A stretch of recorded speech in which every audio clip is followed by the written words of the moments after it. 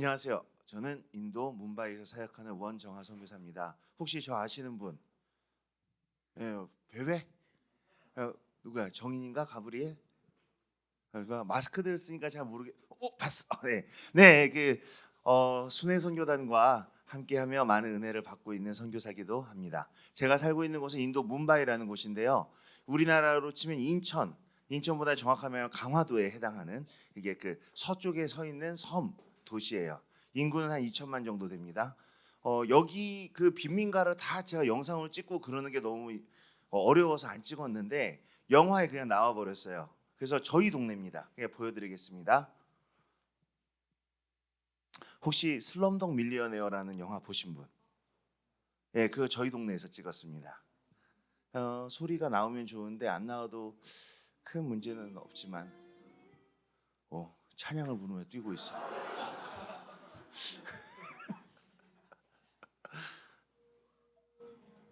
예, 저 쓰레기들. 이 영화의 배경은 1980년대 다라비 슬럼이에요. 근데 지금의 다라비는 개발이 됐어요. 그래서 저 영화는 망쿠르드라는 곳에서 찍었는데 그래서 저희 사역지.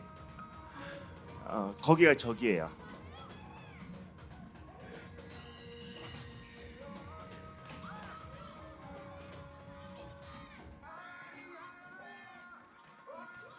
저 쓰레기 둥둥 떠 있는 물, 저기서 또 재활용 페트병 같은 거 이렇게. 한 인구가 공식적으로는 2천만이고요. 실제로는 5천만까지도 봐요. 등록 안 된 인구. 근데 절반 이상이 저런 빈민가에서 삽니다. 저 쓰레기들 보이세요?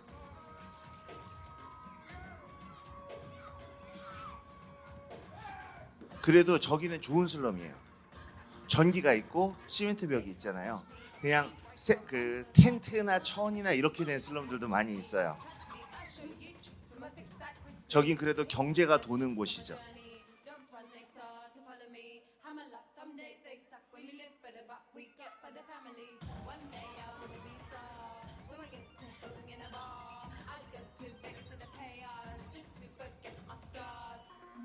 자, 넘어갈게요. 자, 이 제 비행기에서 내려다보고 찍었던 빈민가예요.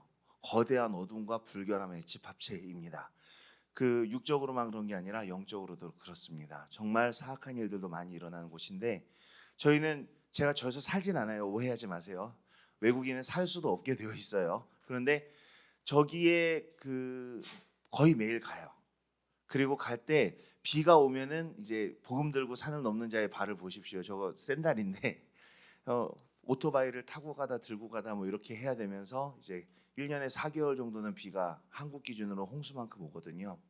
그런 곳에서 사역을 하는데 사람들이 가난한 사람들이 얼마나 많냐면요. 저는 참 불행한 목사예요. 제가 태어나서 처음으로 제가 목사 안수를 받고 처음으로 세례를 준 아이는 이 야베스라는 아이예요. 애가 태어났는데 1.5kg이에요. 굉장히 작게 났죠.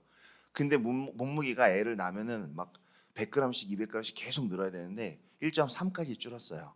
아, 죽겠다. 그래서 영아 세례를 줬어요. 그리고 제가 처음 세례를 준 아이도 야베스고요. 제가 처음으로 장례를 집전한 아이도 야베스예요. 이게 인도의 현실이에요. 선교 현장이 참혹합니다. 한 번은 제가 웹툰으로 미생이라는 걸 보고 있었어요. 거기 보니까 먼지 같은 일을 하다가 먼지가 되어버려서 이런 대사가 있더라고요. 근데 우리 아이들을 봤는데 저희 시멘트 눈썰매가 아니라 시멘트 썰매를 타는 게 발 보세요. 저 아이들 보니까 진짜 그냥 먼지인 거예요. 그러니까 무슨 비정규직의 회원 같은 것을 다루고 있냐. 너무 저는 좀 그런 거예요. 이게 에어컨 나오는 방에서 넥타이를 하고 앉아서 먼지 같은 얘기를 하고 있다니 진짜 먼지 속에서 살고 있는 사람들이 있는데 온몸이 진짜 새까매지거든요. 저도 한번 나갔다 오면은. 그리고 그냥 가난하지만 행복하고 소박한 사람들도 아니에요. 이 사람들은 영적으로도 굉장히 이제 어둠 가운데 있어요. 대표적인 게 데바다시라는 제도가 있어요. 이 할머니가 얼굴이 안 나온 사진이라서 제가 올렸는데요. 데바다시는 뭐냐면은 나시린 같은 거예요. 나시린 같은 건데 힌두교 신전에 바쳐진 여자 나시린 같은 겁니다.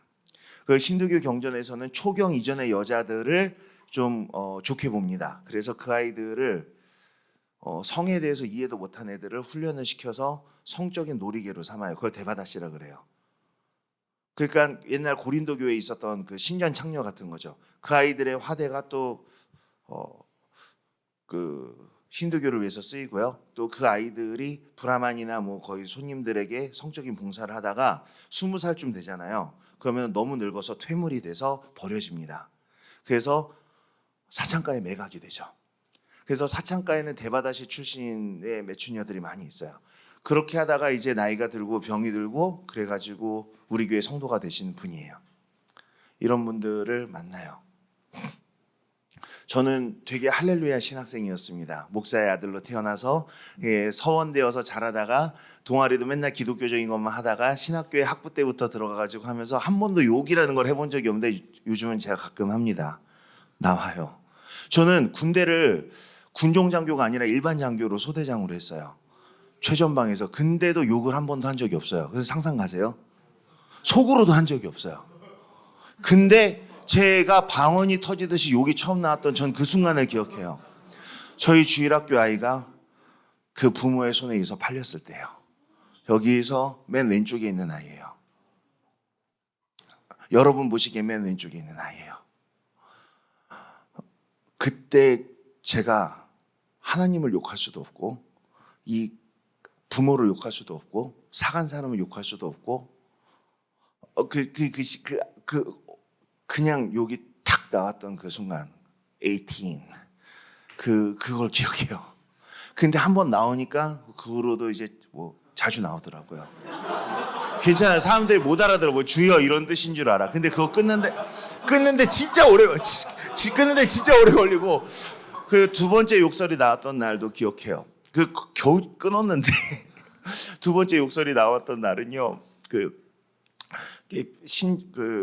빈민가들은 정부에서 자주 철거를 합니다. 이게 불법 건축물들이라. 근데 한 빈민가에 갔는데 그 빈민가 바로 앞까지는 철거되는데 여기서부터 멀쩡한 거야. 이게 말이 안 되거든요. 그래서 이거 어떻게 해서 그렇게 됐냐. 그러니까 그 철거반원들하고 경찰들하고 공무원들이 왔을 때 우리 아줌마 한 명이 저 마을이에요. 저 사람은 아니에요. 저 마을이에요. 아줌마 한 명이 아기를 던졌어요. 그래가지고 거기서 이제 다 뜨아 해가지고 이제 그 도망가 버린 거죠. 그럼 이제 거기서 언론이나 이런 데서 뭐라 그럴까요? 나쁜 철거반원들, 가난한 사람들 생각하지 않고 나쁜 정부. 그러면서 얼마나 절망적이었어요. 자기 아기를 다리를 잡아서 이렇게 던졌을까. 이렇게 나오겠죠. 그걸 계산하고 한 거예요, 얘네들. 근데 제가 바로 뭐라고 때렸는지 알아요. 저도 모르게. 딸이었지. 그러니까 애들 저는 이제 슬럼을 너무 잘하는 거예요. 딸이었지. 근데 그것을 바로 받아칠 수 있는 나 자신에 대한 혐오감이 오더라고요.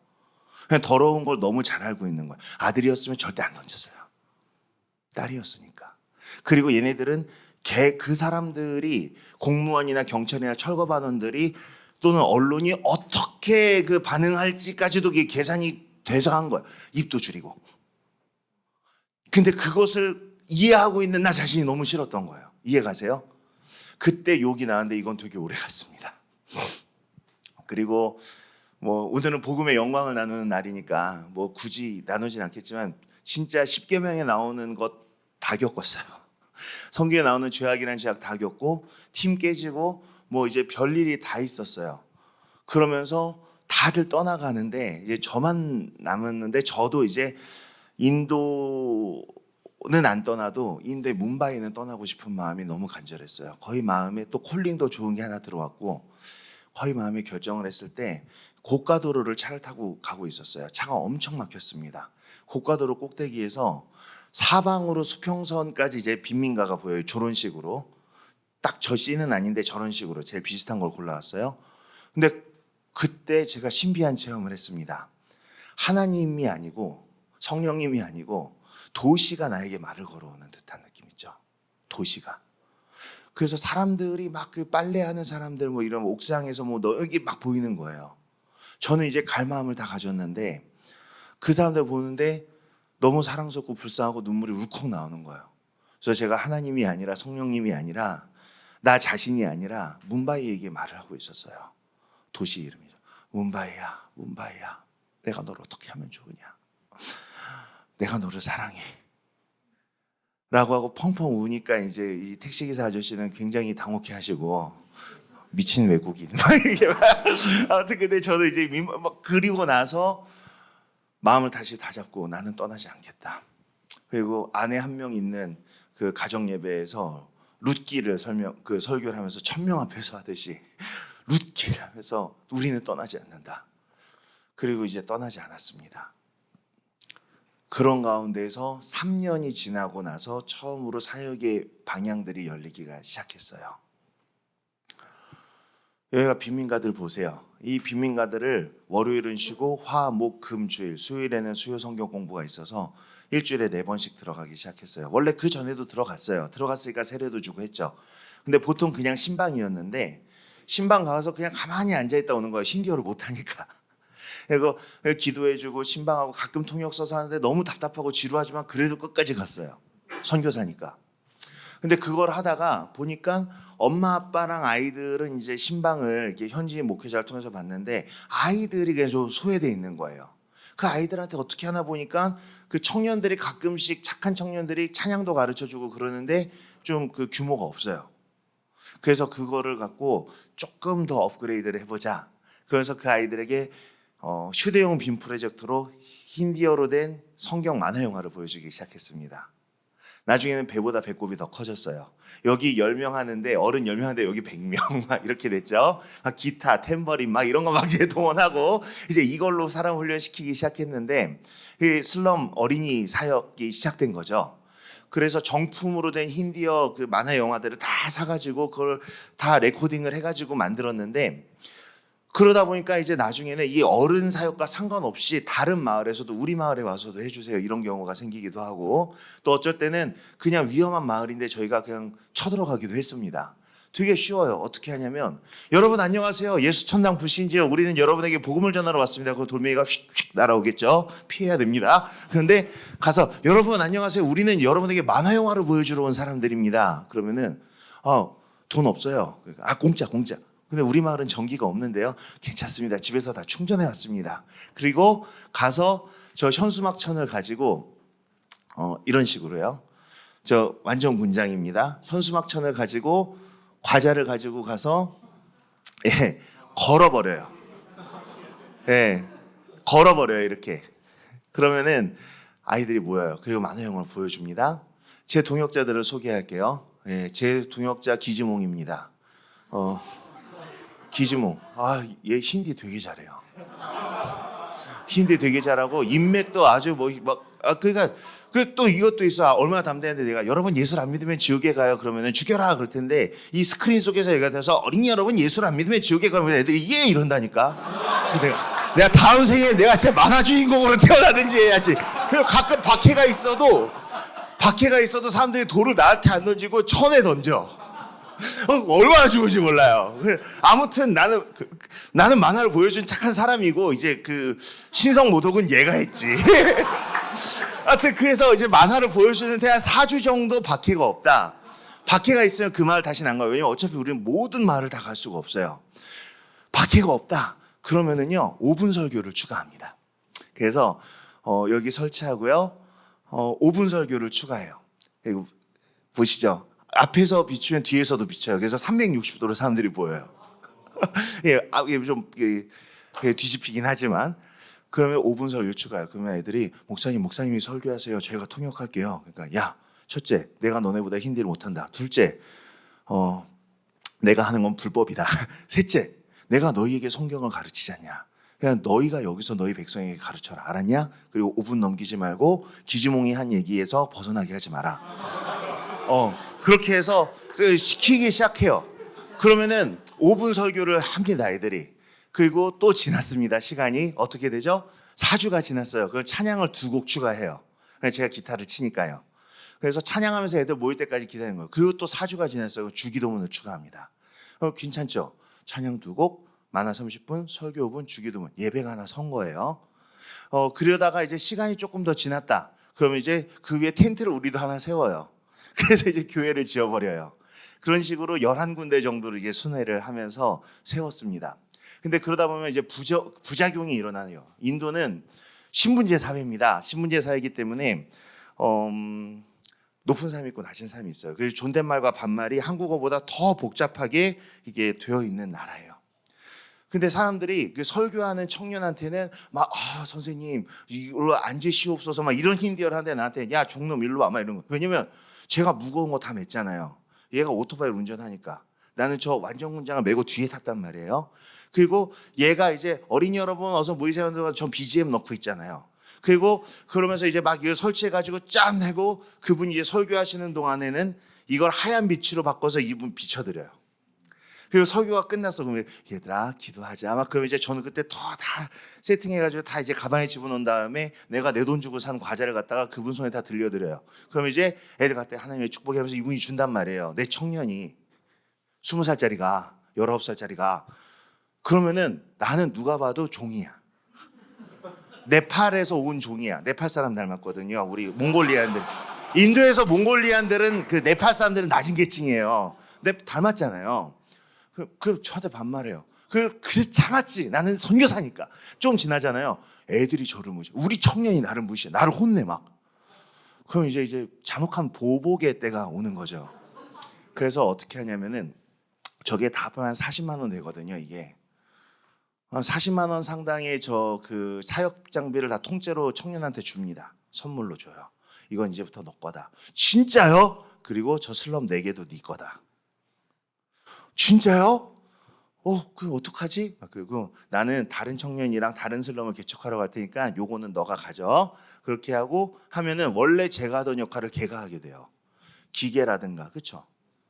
그러면은 더 못하던 애가 설교를 하게 돼요. 그럼 이제 걔가 제 마음을 알게 돼요. 저는 이제 딴 데 갑니다. 이런 식으로 이제 사역 장비를 이제 한 6, 7세트를 동시에 운용을 했어요. 그래서 저게 제가 개척한 슬럼을 청년에게 물려줬던 그 기념비적인 사진이에요. 그러다가 이제 성전 건축을 시작합니다. 성전 건축하는데 돈이 얼마 들까요? 놀라운 가격 99,800원이면 교회를 하나 지을 수 있어요. 교회 짓는 거야 아무것도 아니죠. 이게 텐트로 지으면 되니까 그 동네가 다 이러니까요. 근데 이제 문제는 우리가 그 사람들을 그만큼 모아놨었느냐가 중요한 거죠.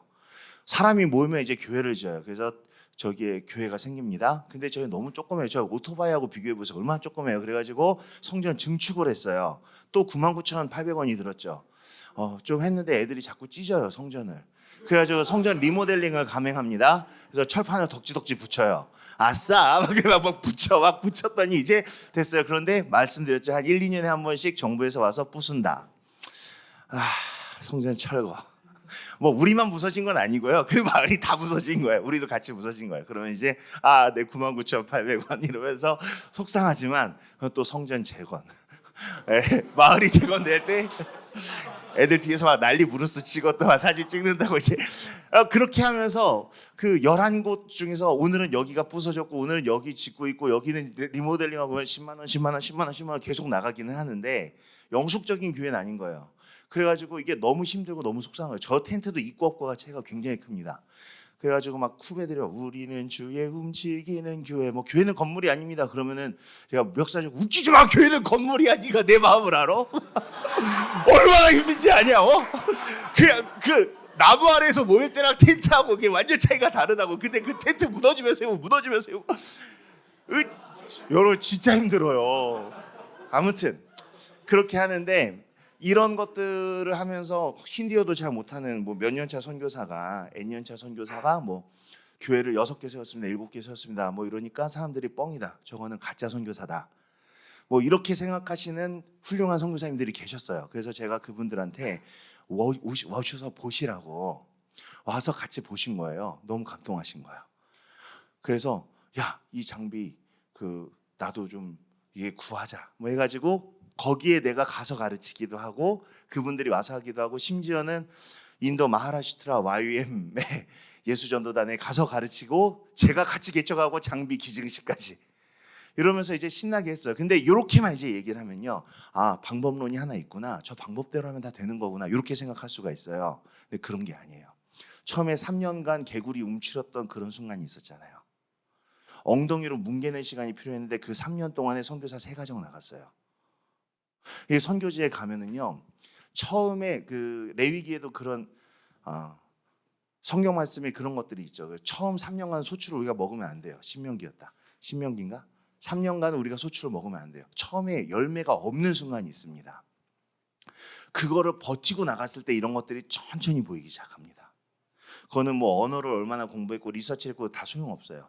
하나님께서 열어주시는 건데, 근데 그것을 넘어서는 영적 전쟁들이 하나씩 있어요. 제가 11곳의 슬럼을 다녔다고 했잖아요. 코로나 이전에. 그 중에 한 슬럼 이야기, 두 슬럼 이야기를 나눌게요. 첫 번째는 샬미나가르라는 곳이에요. 여기예요, 여기. 이 빈민가는요, 여러분 마법을 믿으십니까? 예, 뭐 마술이 가득한 슬럼이에요. 마술사를 이제 힌디어로 자두카르라고 해요. 자두카르. 마술사들이 있는 슬럼이에요. 그 사람들 우리가 오는 걸 좋아할까요? 싫어할까요? 되게 싫어해요. 자, 이 마술사들이 사는 슬럼인데, 마술사들은 말마다 다 있어요. 우리로 치면 무당. 근데 여기 어떤 일이 있었냐면 한 아가씨가 있었어요. 뭐 이름 다 얘기해도 돼요. 이제 안누라는 아이인데 얘가 되게 이뻐요. 이따 사진 나오는데 이 안누를 어떤 무슬림 남자애가 좋아했어요. 근데 얘는 난 기독교인하고 사귈 거야. 싫어. 뭐 안 사귀었어요. 그럼 이제 무슬림 자두까르한테 가가지고 얘를 저주해달라는 구슬한 거예요. 그랬더니 얘가 이제 저주를 받았죠. 근데 자기는 잘 몰라요. 근데 다른 힌두 남자애가 또 얘한테 대시를 했는데 또 똑같은 일이 났죠. 또 힌두 사제한테 가가지고 또 저주굿을 한 거예요. 근데 하는데 이 힌두 사제가 말씀하시기를 이 안누한테는 이미 죽음의 신이 하나 가 있는데 거기에 하나 더 보내면 얘 진짜 죽는데 그래도 할래? 하려면 얼마? 보세요. 이게 힌두의 영과 무슬림의 영이 이게 하나 되어 있어요. 이게 얼마나 위대한 종교 간의 통합입니까? 악령들끼리 이게 통한다니까 이게. 그런데 했어요. 했더니 어떻게 됐냐면 얘가 개거품을 울면서 진짜 대굴대굴 막 그렇게 된 거예요. 얘가 그렇게 되니까 사람들이 이제 조점집 사람들이 막 얘기하니까 그걸 우리가 알게 됐죠. 그 부모가 얘를 데리고 이제 선교사님 집으로 왔습니다. 우리 선임 선교사 공숙재 선교사님네 집으로. 그 자리에 공숙재 선교사님 계셨고 저희 아버지 한국에서 잠깐 오신 저희 아버지 목사님 계셨고 저도 있었고 뭐 몇 분 더 있었죠. 귀신은 쫓았어요. 자, 그럼 귀신 쫓으면 끝이에요. 그 마을 그 환경이 원래 그렇고 또 걔도 그렇게 강한 애가 아니고 7귀신 더 들어오게 돼 있어요. 그래서 우리가 어떻게 했냐면 걔네 집 진짜 조그매요. 요 주방만 해요. 그러나 여기에서도 만화, 영화 상영을 시작하고 슬럼 어린이 사역을 똑같이 시작하자. 그럼 10명도 못 들어갔는데 그래도 하자. 그래서 안누네 집이 샬미나가르 슬럼에 예배하는 곳, 교회가 되게 하자. 그렇게 해서 시작을 했습니다. 그래서 여기서 열심히 사역을 했습니다. 매주 갔어요. 매주 가다 보니까 안일이라는 청년이랑 저랑 이제 매주 갔어요. 가니까 이제 여기가 좋아지기 시작했습니다. 근데 그러다가 그 옆집에 또 다른 일이 일어났어요. 옆에 집 정도 되는데 우리 교회 성도예요. 그 집은 더 좁아요. 얼마나 좁냐면 요만해요. 딱 요만해요. 거기서 6명이 잔다고 생각해 보세요. 이 집에는 이게 살인자가 살았는데 우리 교회 성도입니다. 라주라는 형제인데요. 자기 아내의 여동생의 남편을 때려 죽였어요. 홧김에 때려 죽인 거예요. 그리고 이제 살고 있었는데 사람들이 그 사람한테 저주를 건 거예요. 저주를 걸었는데 또 튕겨냈다? 어떻게? 이게 그 사람이 이게 막 세고 그럼 또 튕겨내나 봐요. 어떻게? 원리는 모르겠어요. 근데 그 딸이 있는데 란이라는 여자애가 귀신이 들린 거예요. 그래도 뭐 딸이잖아요. 그래서 막 그냥 뭐 신경도 안 쓰고 막 그러는데 귀신이 딸의 입을 통해서 막 말을 하기 시작한 거예요. 그러니까 뭐 이 아이의 영혼을 지옥으로 데리고 가겠다 이제 이런 식으로요. 이제 곧 죽인다 뭐 이런 식으로. 여기서 이제 아빠가 정신을 차리고 얘를 데리고 이제 또 왔죠. 그때 귀신 쫓을 때는 제가 없었어요. 제가 히말라야에 가 있었는데 얘기만 들었어요. 그런 다음에 걔가 나았는데 나으면 나는 게 아니죠. 그 집에 이미 흐르는 죽음과 음란과 마술과 이런 영이 다 있잖아요. 그래서 그 집은 더 좁아서 5명도 못 들어가고 영상을 틀면 거길 이렇게 봐야 돼요. 그러나 거기서도 했어요. 두 집에서 동시에 했습니다. 여기 한 10명, 여기 한 5명. 금방 찼어요. 계속 갔어요. 가다가 우리가 이제 들어가니까요. 그 마을 아이들이 거기 조금 노는 애들이 있었거든요. 노는 애들. 걔들이 저희가 들어가니까 이제 짝 째려봐요. 그러면서 아주 경멸 섞인 어조로 예슈할래 이러더라고요. 왈레가 뭐냐면은 왈라의 복수형입니다. 왈라는 뭐냐면은 인력거가 릭샤예요. 릭샤 왈라 하면 인력거 꾼, 인력거 쟁이. 빨래가 도비예요. 도비 왈라 그러면 이게 좀 이게 멸칭이긴 한데 아무튼 빨래꾼. 그러니까 그냥 직업에 주로 붙는 멸칭이 왈라고 왈라의 복수형이 왈레예요. 그 예슈 왈라는 뭘까요? 예수쟁이. 이 단어는 이전에도 들어본 적이 없고 딴 데서도 들어본 적이 없어요. 안 쓰이는 단어예요. 힌디어로 기독교인이 예수할래가 아니에요. 근데 예수할래 딱 그러는데 훈장받은 느낌이었어요. 아, 내가 예수할래구나. 그래서 계속 가다가 이제 아이들이 다 못 들어오니까 옆에 공장을 하나 빌렸어요. 공장의 창고인데 이 공장 창고가 이 두 집 다 들어오고도 조금 남겠는 거예요. 그래서 공장 창고를 빌려서 거기에서 그 제대로 된 만화 사역을 시작했습니다. 갔는데 애들이 막 다 뭐 펑펑 우는 거예요. 왜냐면 이게 고추기름 공장 창고라서. 그래서 거의 팬 달고 하느라 돈이 더 들었는데, 그래서 이게 좀 후각적으로 좀 안 좋긴 한데 그래도 좀 하다 보면 빠지겠거니 하면서 좀 해보니까 괜찮아요. 그래서 안누네 집에 가서, 그리고 또 이제 그 라주네 집에 가서 귀신 들린 집, 살인자 집에서 각각 이제 선언을 한 거죠. 오늘이 마지막 날이다. 다음 주부터는 고추기름 창고로 모여. 그렇게 해서 마지막 선언을 했어요. 그리고 이제 이 안누네 집에서 마지막 사역을 끝내고 이게 이제 요걸 이제 케이블이랑 정리를 하고 있는데, 그 인도는 바글바글해요. 아무 사진에는 사람들이 여러 명씩 있잖아요. 갑자기 좀 아무도 없는, 어떤 아무도 없는 따스한 공간에 내가 있는 거예요. 저는 케이블을 계속 정리를 하면서 이상하다. 왜 아무도 없지? 따뜻한데 이건 뭐지? 사실 지금은 제가 이 스토리를 다 얘기하지만 이때는 이 슬럼은 어떤 에피소드로 시작됐고 다 기억 못 하던 때예요. 지금 정리하니까 나온 거죠. 그러니까 하는데 처음에 옛날에 안누가 귀신 들렸을 때 어떻게 해서 여기 시작했었는지보다 다 기억이 나는 거예요. 그 따스한 가운데서 딱 한마디가 들렸어요. 수고했다. 내가 주님의 음성을 들었구나.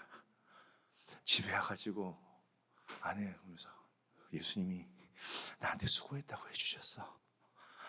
그 감격이 예수님이 나한테 수고했다고 해주셨어. 이게 뭐 내면의 음성 이런 게 아니었던 것 같아. 잘 모르겠는데 직접 들은 것 같아. 그래서 그리고 나서 다음 주가 됐습니다. 다음 주 고추기름 공장에 다 모였어요. 엄청 많이 모였어요. 많이 오면은 50명, 100명. 그러니까 모여서 한번 다 해요. 다 했는데 바깥에서 애들 울고 있어서 난 못 들어갔어 막 이러고 있어요. 그 지금 인 애들 다 내보낸 다음에 다음 한 팀 더 들여서 똑같은 거 또 하면 이 배터리가 너무 간당간당한 거예요. 주님 제발 이 배터리를 지켜주세요. 엔딩 크레딧은 안 받아주니까 스토리까지는 제발 막 하면서 이제 그걸 이제 보여주고 그러면서 마침내 부흥과 안정이 찾아왔어요. 그래서 샬미나가르는 정말 제대로 된 사역지가 됐어요. 그런 가운데서 제가 청년들에게 성경을 가르칠 때는 유월절을 얘기하고 있었습니다. 그래서 그 친구들한테 얘기했어요. 얘들아, 저주에 저주가 하나 더 하면은 반드시 죽는다 그랬지. 그러니까 그건 수학인 거예요. 수학 애들은 과학이죠. 당연하죠. 상식이야. 자, 우리가 지금 슬럼 몇 개가 그 당시에 8개 갔어요. 8개요. 우리가 가는 데마다 마술사들이 있어 없어 최소한 2명씩은 있죠. 무당. 그 사람들 우리가 오면은 신이 내릴까 안 내릴까? 우리가 오는 거 좋아할까 안 좋아할까? 당연히 싫어하죠. 그러면 우리한테 지금 저주가 몇 개가 걸려 있을까? 애들이 흐액 진짜 딱 이거 있죠. 으악. 다들 5-6개씩은 걸려 있는 거야 지금. 근데 우리들 중에 지금 그 뭐 귀신 들리거나 뭐 가위 눌리거나 뭐 악몽 꾸고 개거품 물고 이런 사람 있어? 없어. 없는 거예요. 그러니까 이것이 우리가 예수 그리스도의 보혈 아래 있기 때문에 일어나는 역사들이다. 생각해보니까 자기네들이 귀신 무서워하면서 어린 시절부터 살아왔는데, 그리고 이것이 유월절의 의미야. 문설주에 어린 양의 피가 발라져 있고 죽음의 신은 넘어가. 예수 그리스도의 피가 우리를 덮고 있어서 우리는 안전하다. 아멘! 막 그러는데 그 진짜 세상에서 제일 용감한 우리 청년들과 계속 이 사역을 했죠. 근데 이제 죽음과 저주보다 더 무서운 게 뭐예요? 육신의 죽음이죠. 다 다른 슬럼 얘기 하나 더 할게요. 안일이랑 안누는 결혼했습니다. 안일이 저하고 같이 그 안누네 집에서 사역을 시작한 친구예요. 지금 안누는 얘가 귀신 들린 적이 있다는 사실 아무도 몰라요. 결혼했어요. 그러니까 여러분 뭐 기사가 드래곤에게서 뭐 아가씨를 구출해가지고 결혼했다는 식상에 빠진 이야기들 있잖아요. 근데 그거 현실에서 보면 얼마나 멋있는지 아십니까? 지금 아이도 있고요. 아주 잘 삽니다. 두 번째 슬럼 이야기입니다. 저 사진은 제가 목숨 걸고 찍은 사진이에요. 우라스나가르라는 슬럼은 어떤 곳이냐면요. 그 산 꼭대기에 있는 빈민가예요. 산 꼭대기. 왜 산 꼭대기에 빈민가가 있냐? 일단 바람이 세고 물이 없어요. 그래서 사람들이 빈민가를 산 꼭대기에 많이 짓습니다. 달동네. 이곳은 신두가 너무 센 곳이라서 저희가 거기 가서 만화 영화 같은 건 절대 못했고요. 예수 믿는 한 가정이 있었어요. 그래서 그 가정네 집도 되게 조그만해요. 요만해. 저 부엌만 해요. 거기서 한 너댓 명 앉혀놓고 그냥 신방만 하고 왔는데 문제는 이게 가는데 1시간. 1시간 오토바이를 타고 가서 거기서 또 산행을 해야 돼요. 그 무거운 걸 다 메고. 전 또 그 갖고 다녔어요. 키지도 못할 줄 알면서도 혹시나 해가지고는. 그래서 완전 그냥 올라가서 또 그러니까 이게 왕복에 어쨌든 비도 엄청 쏟아지는데 우비 입고 오토바이 타고 그렇게 다녔죠. 그래서 오늘은 울하스나가를 가는 날이다 그러면 우울하더라고요. 그래서 울하스나가를 뭐 이제 한국 선교사들끼리 막 그랬어요. 울하스나가를. 근데 그러다가 한번 이 울하스나가르에서 연락이 왔어요. 뭔지 그때 힌디가 약했어가지고 지금도 자세히 모르겠는데 이렇게 얘기했어요. 그러니까 귀신이 마을을 덮쳐서 마을 사람들이 다 떠났다. 와서 기도해달라. 귀신? 좀 이해가 안 가잖아요. 여러분 뭐 여고에서 귀신 들린 뭐 누가 어떤 왕따가 자살한 화장실이 있어서 다 안 쓰는 화장실 하나 뭐 이럴 수는 있죠. 근데 귀신의 역사 때문에 학교가 문교부에서 지정한 학교가 폐교됐다 이런 얘기 들어보셨어요? 그런 일은 없잖아요. 이 마을 하나가 없어졌다는 거예요. 그래서 이상해. 아무튼 가봤어요. 뭔가 심각한 것 같으니까 저하고 수라지 목사님하고 이제 현지인 목사님 갔어요. 갔는데 마을이 진짜 폐허가 된 거예요. 이런 집들은요 바람이 세기 때문에 함석으로 지었고 한 며칠만 사람이 안 살고 관리를 안 하면 진짜 막 건물이 부러지고 막 그렇게 돼요. 진짜 사람이 하나도 안 사는 거야. 얼마 전에 왔을 때 이랬는데 이게 이렇게 된 거예요. 완전 진짜 귀신 마을. 그래서 어떻게 된 거냐 그러니까 이래. 사람이 죽으면 힌두교에서는 사람이 죽으면 불에 태워요. 그래서 화장을 하고 쟤를 겐지스강이나 뭐 물에 뿌립니다. 그래서 할머니가 한 명 죽었대요. 그래서 그렇게 심하이 했어요. 근데 그 할머니가 그 화장해서 쟤를 뿌린 할머니가 걸어 다닌대 계속. 그래서 사람들한테 말을 건대. 아들한테도 말을 건대. 왜 나를 태웠냐 막 이런다는 거예요. 그러니까 막 사람들이 다 놀라서 도망간 거예요. 우리가 갔습니다. 갔는데 뭐 그 할머니가 내 앞에 나타나든가 아니면은 그 귀신 들린 사람이 내 앞에서 개거품 물고 있으면 뭐라도 해볼 수 있을 것 같은데 내 앞에 있는 건 그냥 텅 빈 마을이야. 아랫마을에 사는 크리스찬이 저기로. 그래서 우리가 오랜만에 그 땅밟기 기도라는 걸 해봤습니다. 그냥 어두운 데에 기도하면서 몇 바퀴 돌았죠. 그리고 뭐 아무것도 없죠. 그 실망했죠. 그냥 내려오는데 거기 현지인들이 수고하셨습니다 이러는데 그래서 자기네끼리 하는 말을 들었어요. 브라만 힌두교 사제들을 3명이라 그랬는지 3번이라 그랬는지 헷갈리는데 브라만 사제들을 3번이나 불렀는데도 아무 소용 없었는데 점점점 가로 열고 목사 한 팀 추가요 가로 닫고죠. 갑자기 확 화가 나는 거예요. 자존심 상해. 그래가지고 전 또 장비를 또 갖고 다니잖아요. 그래가지고 잠깐 그러면은 이 마을 광장 지금 우리가 마음대로 써도 되는 거지. 그렇지 아무도 안 사니까 산 꼭대기. 그러면 우리 여기서 만화 영화를 상영하자 빨리. 프렌즈의 히어로즈를 틀어 막 이러면서 만화 영화 상영을. 그러니까 여기 아무도 없는데 그러니까 아랫마을 있잖아요. 아랫마을 애들이 오겠지. 그러니까 이 귀신 마을에 누가 와요? 그러니까 어린이 여러분들은 귀신이 더 무서울까요? 만화 영화가 더 보고 싶을까요? 만화 영화가 더 보고 싶겠죠. 질렀어요. 다음 주에 40명이 왔어요. 이게 그때 사실이에요. 40명. 오예. 다음 주에 100명, 다음 주에 150명, 다음 주에 200명. 제 만화 영화 사역 중에 가장 많이 모인 곳이 200명 여기였어요. 근데 이게 해가 이게 막 점점 지잖아요. 이게 그 당시 이게 300안시밖에 안 됐어요. 해가 떠 있으면은 조금이라도 햇빛이 있으면 안 보여. 근데 애들은 해가 떠 있을 때는 귀신 마을에서도 놀다가 해가 지기 시작하면 너무너무 무서운 거예요. 근데 우리는 계속 찬양을 2곡이 아니라 막 10곡씩 하고 있어. 왜? 해가 져야 돼. 막 그 찬양하는데 애들이 이제 점점 어두워지잖아요. 그러면 점점 찬양 소리가 올라가면서 손에 잡고 점점 붙어. 깍깍 그러다가 자, 해가 떨어졌는데 만화를 빨리 못 틀면 다 가는 거예요. 해가 똑 떨어질 때 빠바바바바바 하면서 이제 만화가 나면 애들이 휴 안도로 해요. 그렇게 이제 만화 다 보고 이제 다 집에 돌려보내고 이렇게 사역하면서 정말 이곳에서 생명샘이 솟아났다. 그리고 저희가 고백했던 게 있어요. 첫째, 우리는 세상의 빛이다. 산 위의 동네가 숨기지 못할 것이다. 빛이 되라고 하신 게 아니에요. 빛이라고 하셨어요. 두 번째, 우리는 귀신을 쫓으러 온 게 아니라 예수를 전하러 왔다.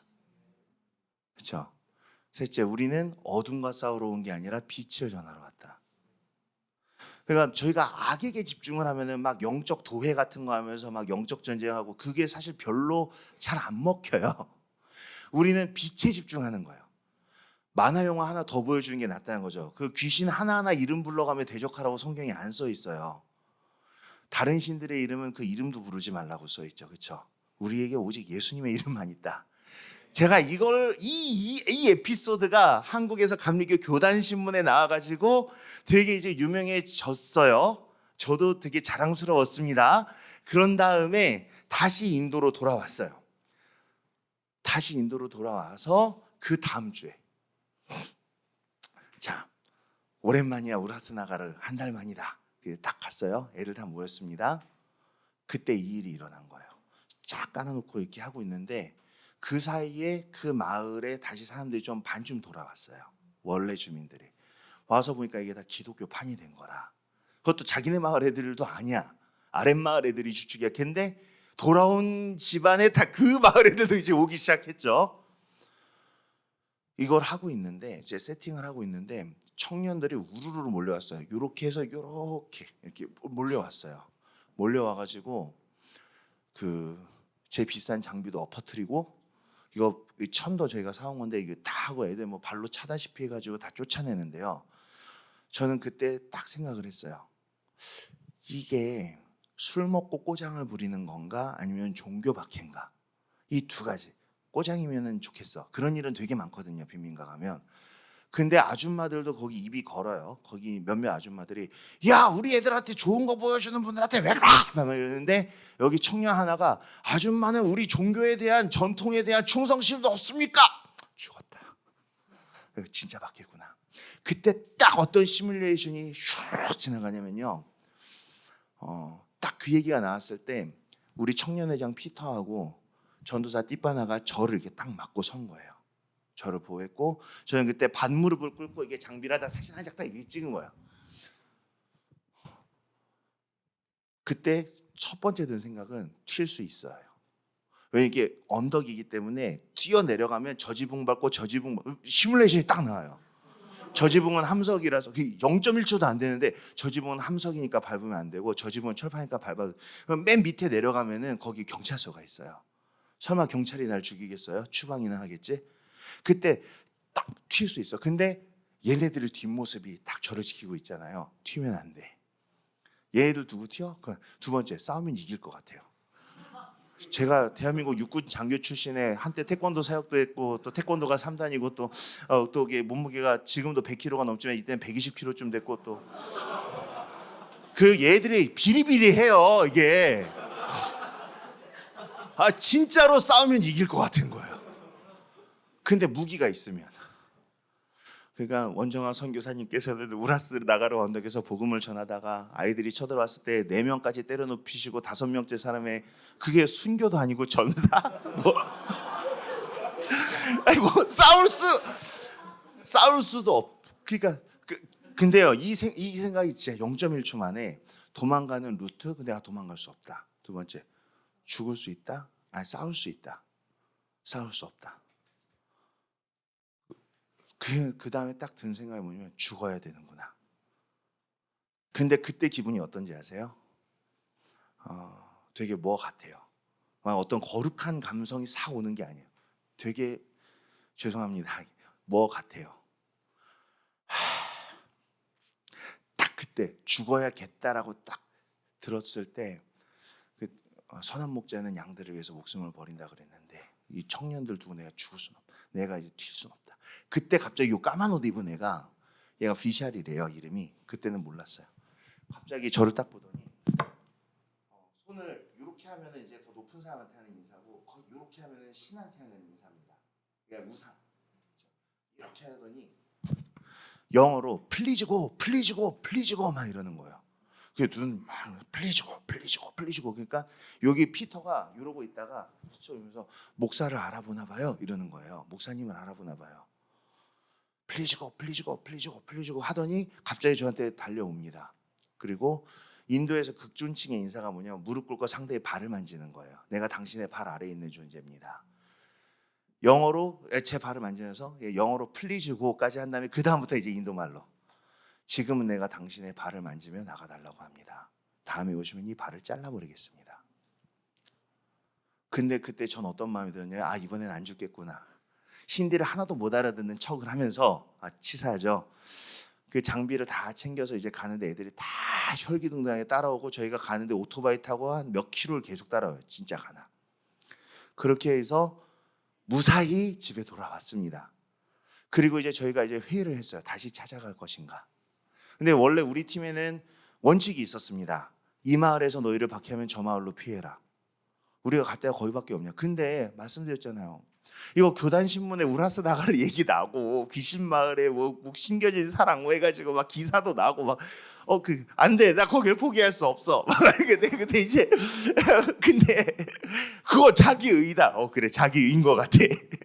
근데 마음이 막 이제 막 왔다 갔다 하죠. 청년들이 이게 다 같이 모여가지고 얘기를 해요. 마침 저희 선임 선교사님도 한국에 계셨어요. 내가 결정해야 돼요.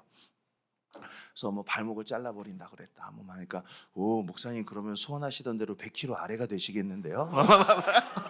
와 나 진짜 와 나쁜 놈. 그 키도 줄잖아 막 이런데 실제로 죽여버리겠다는 거죠. 뭐 자른 다음에 막 소독해주고 막 뭐 지혈하겠습니까? 죽인다는 얘기예요. 근데 이 사진을 이제 우리가 돌려봤어요. 스마트폰으로. 그러니까 애들이 한 명이 그러는 거예요. 조금 연구가 있는 애가 목사님 얘가 그랬다고요? 얘가 대장이에요. 얘 이름이 수라지라는 애예요. 수라지는 동명이인이 많아요. 얘는 비샬이라는 애예요. 목사님 죽인다 그런 게 얘죠. 근데 얘가 대장이에요. 그리고 얘가 족장의 족합니다. 근데 그 족장은 가네시라는 분인데 이 족장님은 우리가 옛날에 여기서 크리스마스 사역을 할 때 어려운 일 있으면 언제든지 얘기해 뭐 이랬던 분이에요. 딱 그러니까 결정을 내린 거죠. 그러면은 가네시 족장님을 한번 만나 뵙고 가네시 족장님이 가라사대 그래 우리 부족이 너희를 막는 거다. 꺼져. 내가 보낸 애들이야. 그러면 다시는 안 가는 거고 만약에 가네시 족장님은 뭐 젊은 놈들이 술 처먹고 그딴 짓을 해서 걱정 마세요. 내가 혼을 내줄게. 그럴 수도 있잖아요.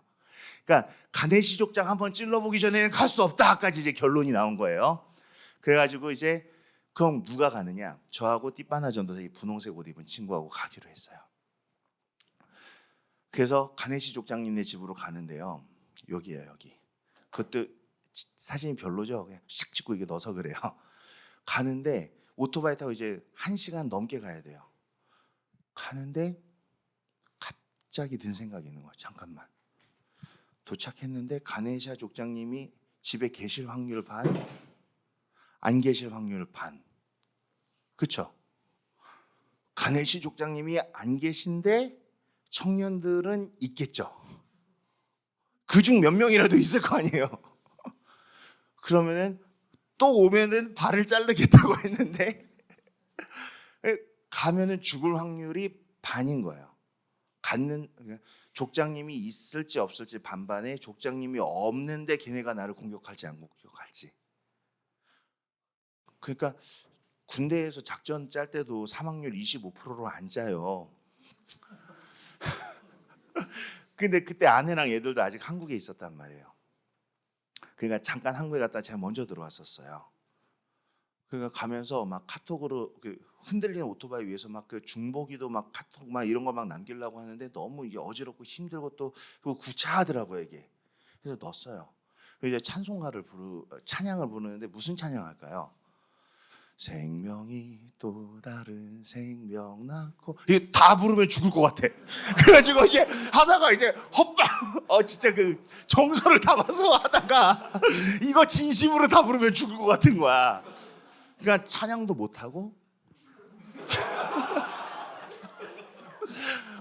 진짜 찬양도 못하고 오토바이는 계속 하고 있는데 이 말 많은 전도사가 말을 또 한마디도 안 해요. 얘도 지금 뭔가 비슷한 거 느꼈어.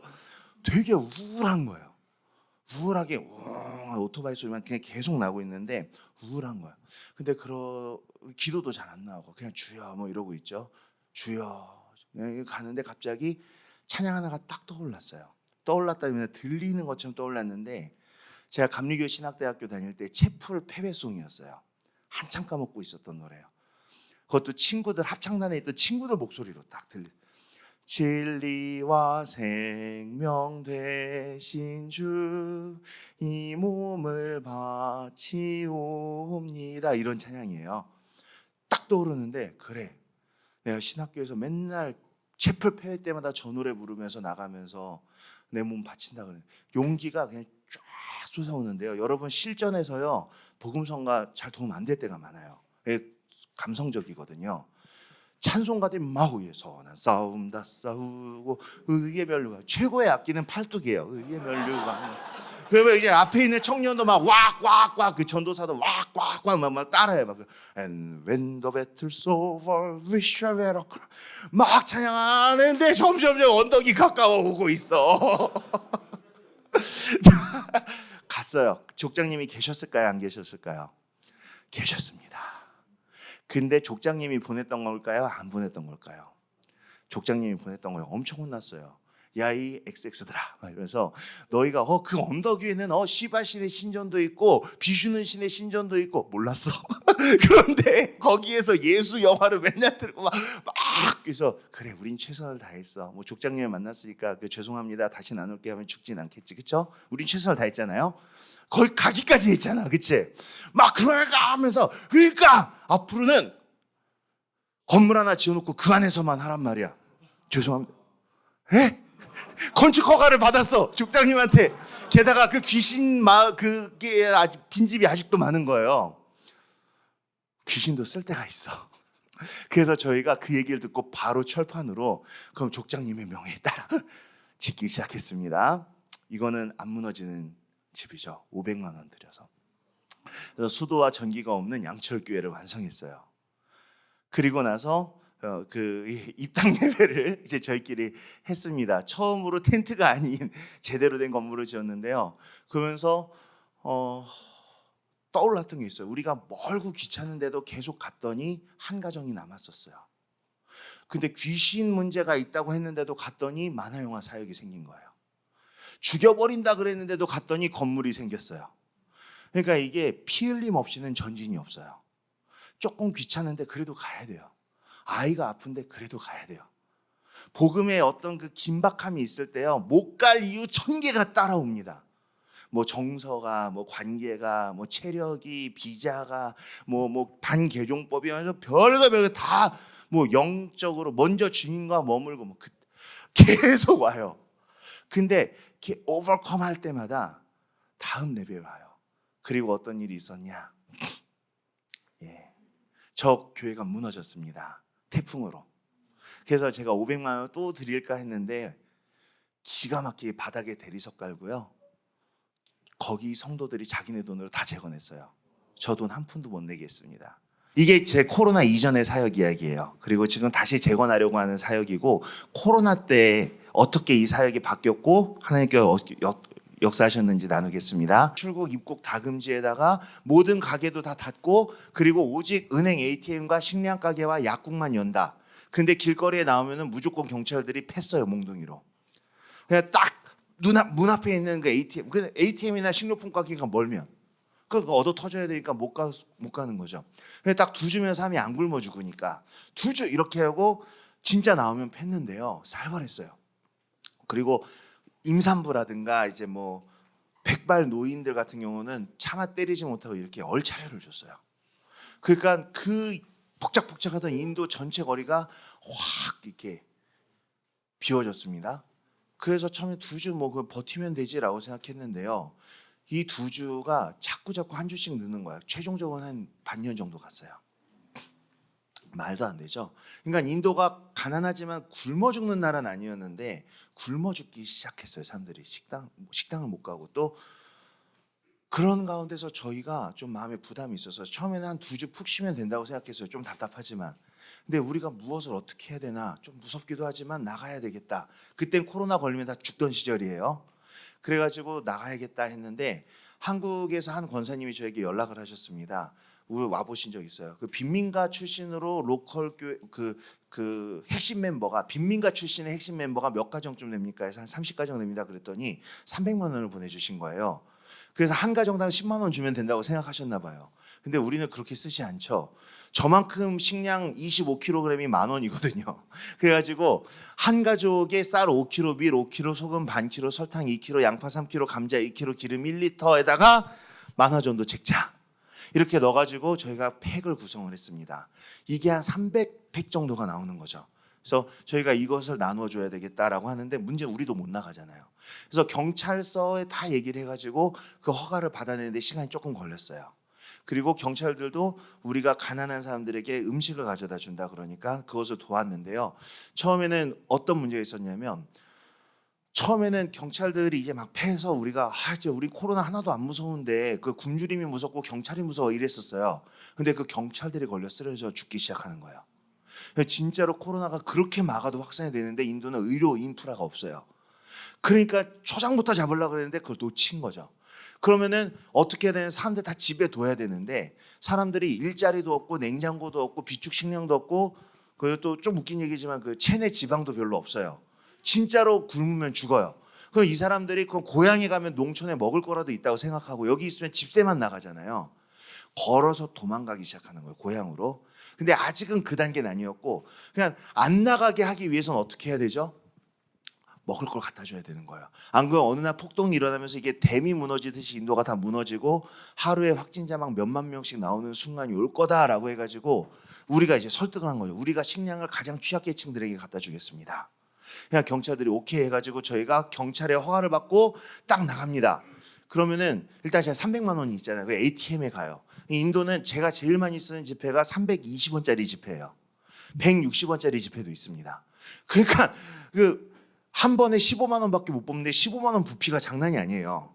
자, 그럼 가서 ATM에서 띡띡 도덕도덕 땅 하면 나와서 고무줄로 묶어서 가방에 넣고 띡띡띡띡띡 탁 이렇게 해서 그거를 막 100만 원을 뽑는다고 생각해 보세요. 100만 원, 200만 원, 300만 원. 그러면 어차피 ATM에 저밖에 없어요. 왜냐면 그 허가받은 차가 내 거밖에 없으니까. 그러면 옆에 사람 중국계 마피아인가 보다. 이제 막 무서워요. 내가 또 무섭게 생겼어 또. 막 인상을 쓰면서 돈을 막 그렇게 해가지고 가서 청년들한테 쫙 주면 이제 우리가 도매상에 가지고 문을 열어라 그래가지고 도매상에서 식량을 떠리로 사요. 그리고 캐시를 줍니다. 그리고 그걸 가지고 우리가 그 공숙자 선교사님네 집 마당에다가 이제 풀어놓으면 그거를 패킹하는 거 여성도들이 해요. 신났죠. 뭐 지금 몇 달째 아무것도 못 하고 있는데 먹을 거 생기죠. 그분들 우리가 먹을 거 주니까. 그리고 또 그분들도 내가 뭔가 한다는 거. 자, 이제부터 중요한 거야. 그 포장된 팩들을 이제 어떻게 하느냐. 매일매일 100팩씩을 가지고 가서 빈민가에서 나눠주기 시작했어요. 근데 여러분 생각해 보세요. 지금 산수가 안 되잖아요. 300만 원인데 하루에 100팩씩 며칠 하면 끝날까요? 네, 근데 결론적으로는 한 11개월 했어요. 하루에 100만 원씩 쓰는데요. 계속 돈이 어디선가 들어와. 누군지도 모르겠어. 처음엔 지인들이 보내줬는데, 그래서 ATM에 가서 아무 튼 하면 그냥 계속 나오는 거예요, 돈이. 그게 기적이었어요. 그러면 이제 제가 이제 또 다시 마피아 놀이를 하죠. 그것도 식량 털어 와서 이렇게 하면서 이제 저희는 이제 식량을 갖고 가서 빈민가, 우리의 만화 영화 보여주던 데마다 다 가는데요. 빈민가에 가면은 만화 영화 이게 보던 사람들 중에 와 예수 할래 왔다, 무비 할라 왔다 하면서 막 좋아하는 애들도 있고, 어떤 막 우리 막 박해하던 사람들도 있잖아요. 그럼 우리 어떻게 해요? 다들 굶주려 죽어가고 있는데 집집마다 이제 식량을 주다가 이제 우리 박해자들이 있으면 어떻게 해야 돼요? 하나님의 공의. 면 참 좋은데 하나님의 자비와 사랑 제가 그냥 다 줬어요. 싹 빼고 줄 수도 있는데 다 줬습니다. 이게 싹 다 주면서 그 마을들에서 산타클로스 같은 환영을 받았습니다. 정말 습도가 100, 해안 도시라서요. 그리고 온도가 40도가 넘어가는데 25km를 지금 맨날 다니는데도요. 메마른 땅을 종일 걸어가도 피곤치 않았어요. 너무 행복했어요. 우리는 너무너무 행복했어요. 무섭지도 않았고요. 근데 문제는요. 그러다가 우리 정부에서 그 교민회하고 해서 특별기를 마련을 했습니다. 우리 주재원, 유학생 뭐 이런 사람들 다 어떻게 됐겠어요. 너무너무 힘들잖아요. 무섭고. 근데 우린 공항까지 이동할 수도 없고 공항에도 비행기가 없는 거예요. 그러니까 특별기가 있으면은요. 대사관에서 그걸 다 해가지고 버스가 대한민국 국기를 단 버스가 와서 그 사람들을 태워서 공항으로 데리고 가 주는 거예요. 물론 돈은 우리가 다 내야 돼요. 그래서 가는데 특별기가 신청을 하면은 떨어지면 되게 슬픈 거죠. 떨어졌어 막 이렇게 되는 거죠. 저희도 이제 폭풍 클릭을 해가지고 저희 4가족 4인 가족이 다 우린 됐어요. 우린 됐어요. 근데 이 사역은 계속되고 있었어요. 돈이 안 떨어지니까. 이제 컨펌을 하는 날이 됐어요. 우린 됐는데 돈도 있고 됐는데 이제 돈을 입금하는 그 한계 날이 있었어요. 근데 그 날이 하필이면은 마음 아프게 우리 주님 십자가에 못 박히신 성금요일이었어요. 묵상을 하잖아요. 적용을 어떻게 해야 될까요?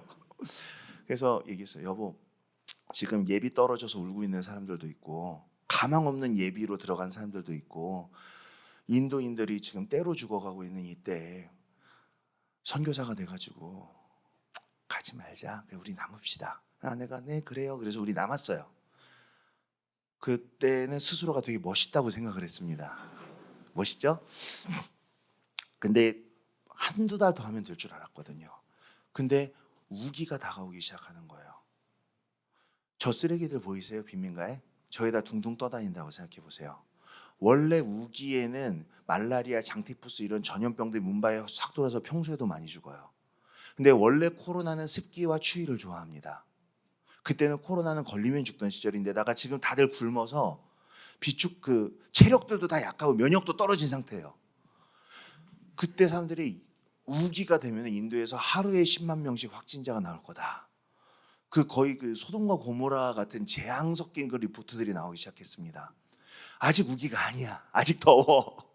근데 이제 비가 우기가 며칠에 시작할지 거의 확실하단 말이에요. 이게 하루하루 다가오고 있는 거예요. 마지막 비행기는 갔어. 내가 애들을 다 잡나? 이런 생각을 했죠. 우기가 다가왔지 우리는 열심히 사역을 했어요. 비가 오기 전날까지 저 사역을 즐겁게 했습니다. 그리고 이제 비가 오기 전날 우리가 내일이면 비가 온다는 사실을 알았어요. 그래서 우리가 기념사진을 찍었습니다. 1차 사역을 종료했는데 여러 선교팀들과 제가 돈이 많이 들어와서 다 못 써서 6개 도시에 있는 여러 선교사님들에게 나누어 드렸어요.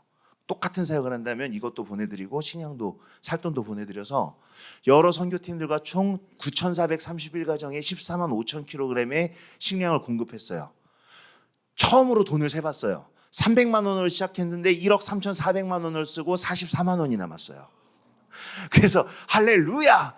그리고 이분이 이제 저희 수라지 방게라 목사님이라고 아내가 한국 목사님이세요. 한국 선교사님 수라지 방게라 목사님, 저 감신대학원 같이 다녔습니다.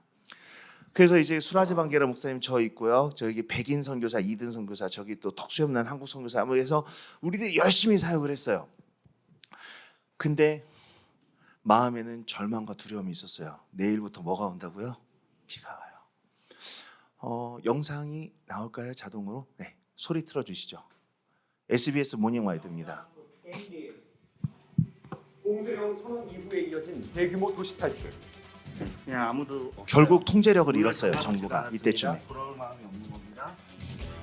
그리고 인도 전역으로 터진 전염의 공포. 예, 통제력 잃은 거예요 이게. 한번 코로나가 번지면 종족 멸망 수준, 종족 전멸이 되기 저분도 때문에 선교사입니다. 코로나19 세계는 바이러스로 뒤덮인 인도로 가봅니다. 비가 와요. 네, 인도의 몬순입니다.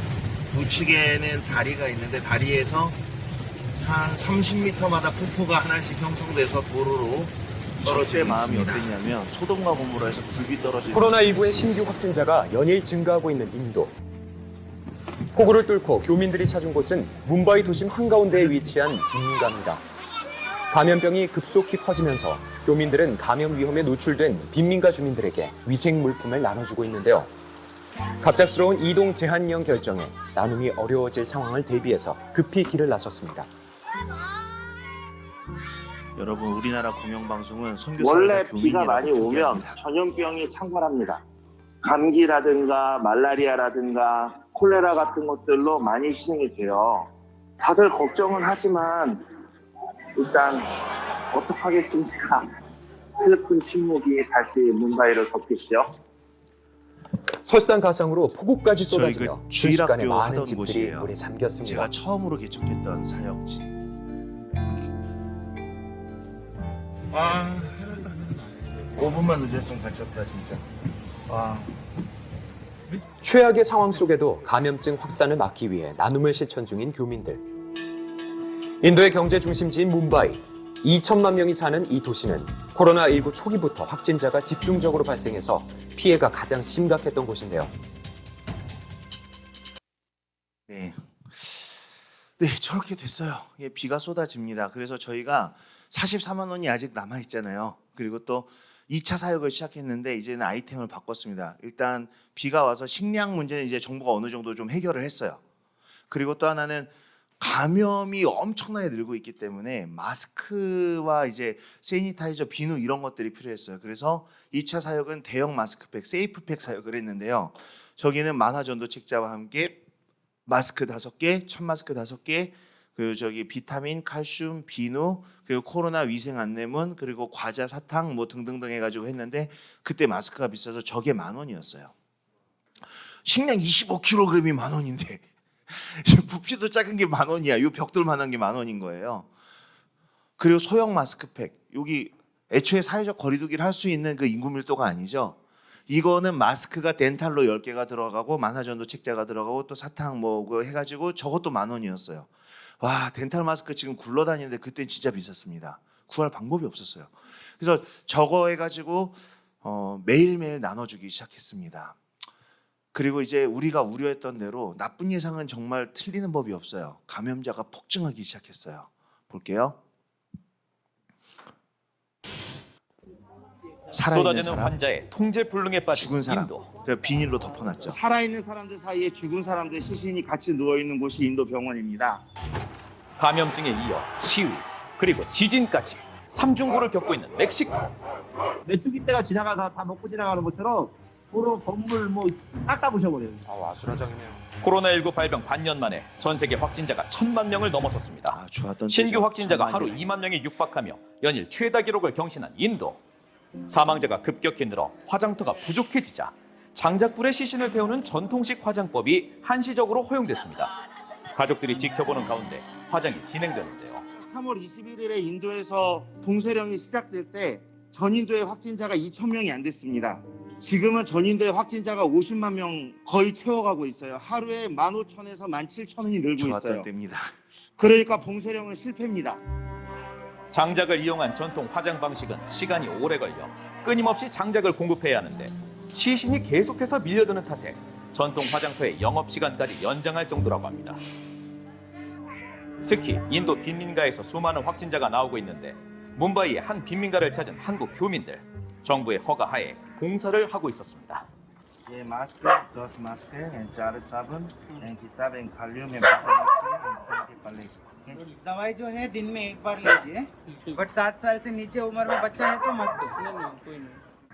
이게 마을에 하나 있는 수돗물이에요.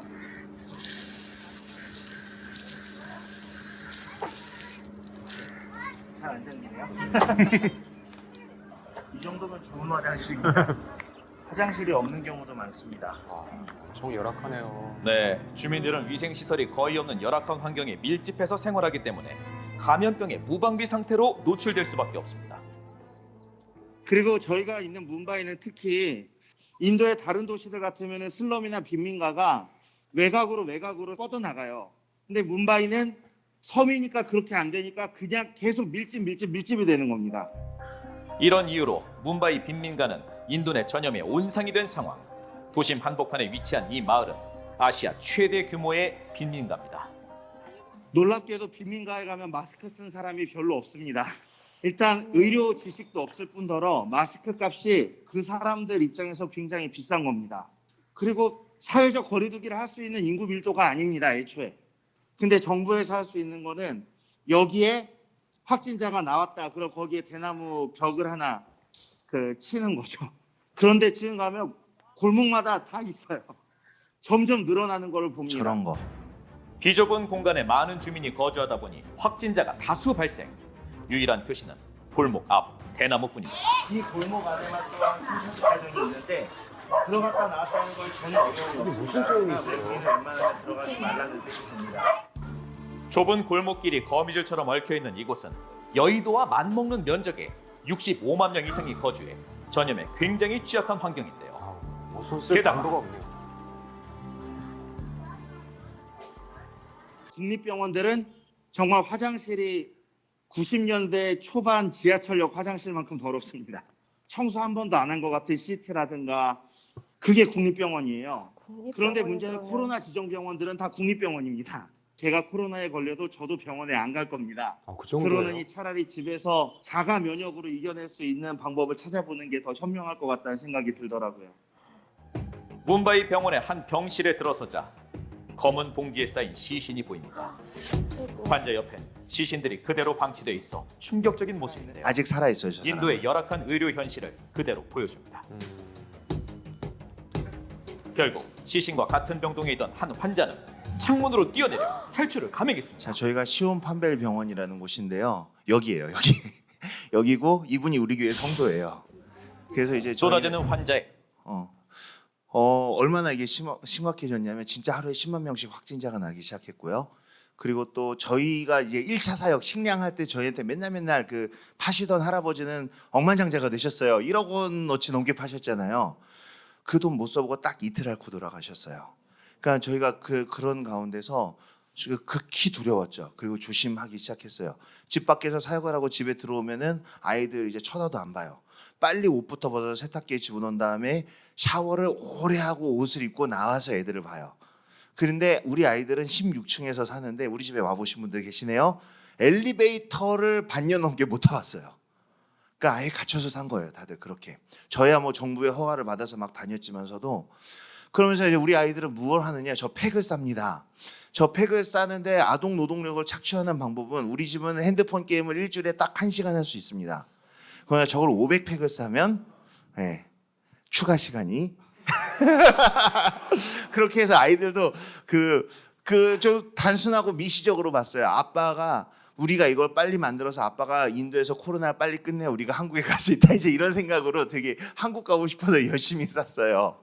바다의 모래알 하나 같은 건데 저희가 저거를 전달하는 방법은요. 저 비싼 거예요. 그래가지고 막 길에서 나눌 수가 없어요. 생각 같아서 막 주고 싶지만 또 노동력도 많이 들어요. 하루에 200-300개 만들면 뻗어요 진짜. 그래서 슬럼에 한 집 한 집 전달해요. 제 아내입니다. 가서 그 길에 있는 사람들 절대 안 주고 노크해서 집에 있는 사람한테 집에 하나씩 줘요. 집에 하나씩. 그렇게 주다가 요 집에서 딱 끝났다. 그러면 난리 나죠. 난리 나는데 거기를 사진을 찍고 다음 날은 거기서부터 주는 거예요. 이렇게 가면 싸움은 굉장히 많이 일어나요. 저 집은 1명이고 우리는 4명인데 왜 뭐 저 집 우리 집은 16명이 돼. 필요 없어. 한 집당 하나야. 문 밖에 서 있는 사람들 그 자기네 집 가족들을 갖다 빈집 앞에 분산 배치한 사람들이 많았어요. 빈집이 많아서 우리는 다 알아내요. 그러면 그 사람들 미안해 할까요? 욕해요. 쌍욕해요.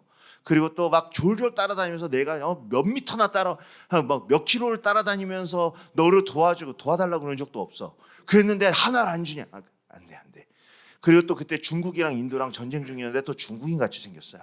딱 들어가면은 저 보자마자 막 울어요. 어떤 분들은 너네 때문에 코로나가 퍼져가지고 너네 때문에 전쟁이 나가지고 뭐 누가 죽었다.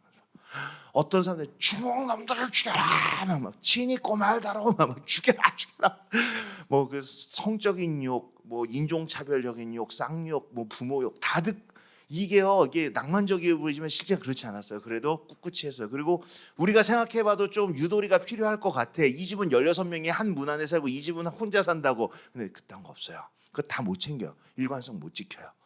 그러니까 욕을 먹으면서도 계속 갔죠. 집에 오면은 너무 힘들고. 근데 그러다 보니까 이제 아까 전에 나온 것처럼 이 레드존이 하나씩 늘어나기 시작하는 거예요. 저 레드존이 저걸 피해갈 수가 없어. 처음엔 피했어요. 저거 처음 봤을 때 이 안에서 뭐 500명 죽었다 뭐 이런 데들 있잖아요. 피했는데 숨 참고 훅 지나갔는데 저 안에 아직 안 죽고 아직 확진도 안 된 사람들도 많이 살아요. 거기를 안 들어가는 거에 대해서 하나님께서 좀 부담을 주셨어요. 지금 저 안에 있는 사람들은 이 팩에 들어가니까 이 만화전도 책자가 인생의 처음이자 마지막으로 주어진 구원의 기회일 확률이 매우 높아요. 근데 내가 안 들어가면 안 되겠죠? 그래가지고 그 레드존이라 그러는데 들어가기 시작했어요. 근데 덜덜덜 떨려요. 그래가지고 내가 여호와를 의뢰하며 적군에 달리며 나의 주 하나님을 의뢰하여 담을 넘나이다. 넘으면서 이제 형제들한테 얘기했어요. 하나님 얘네들 안 죽게 해주세요.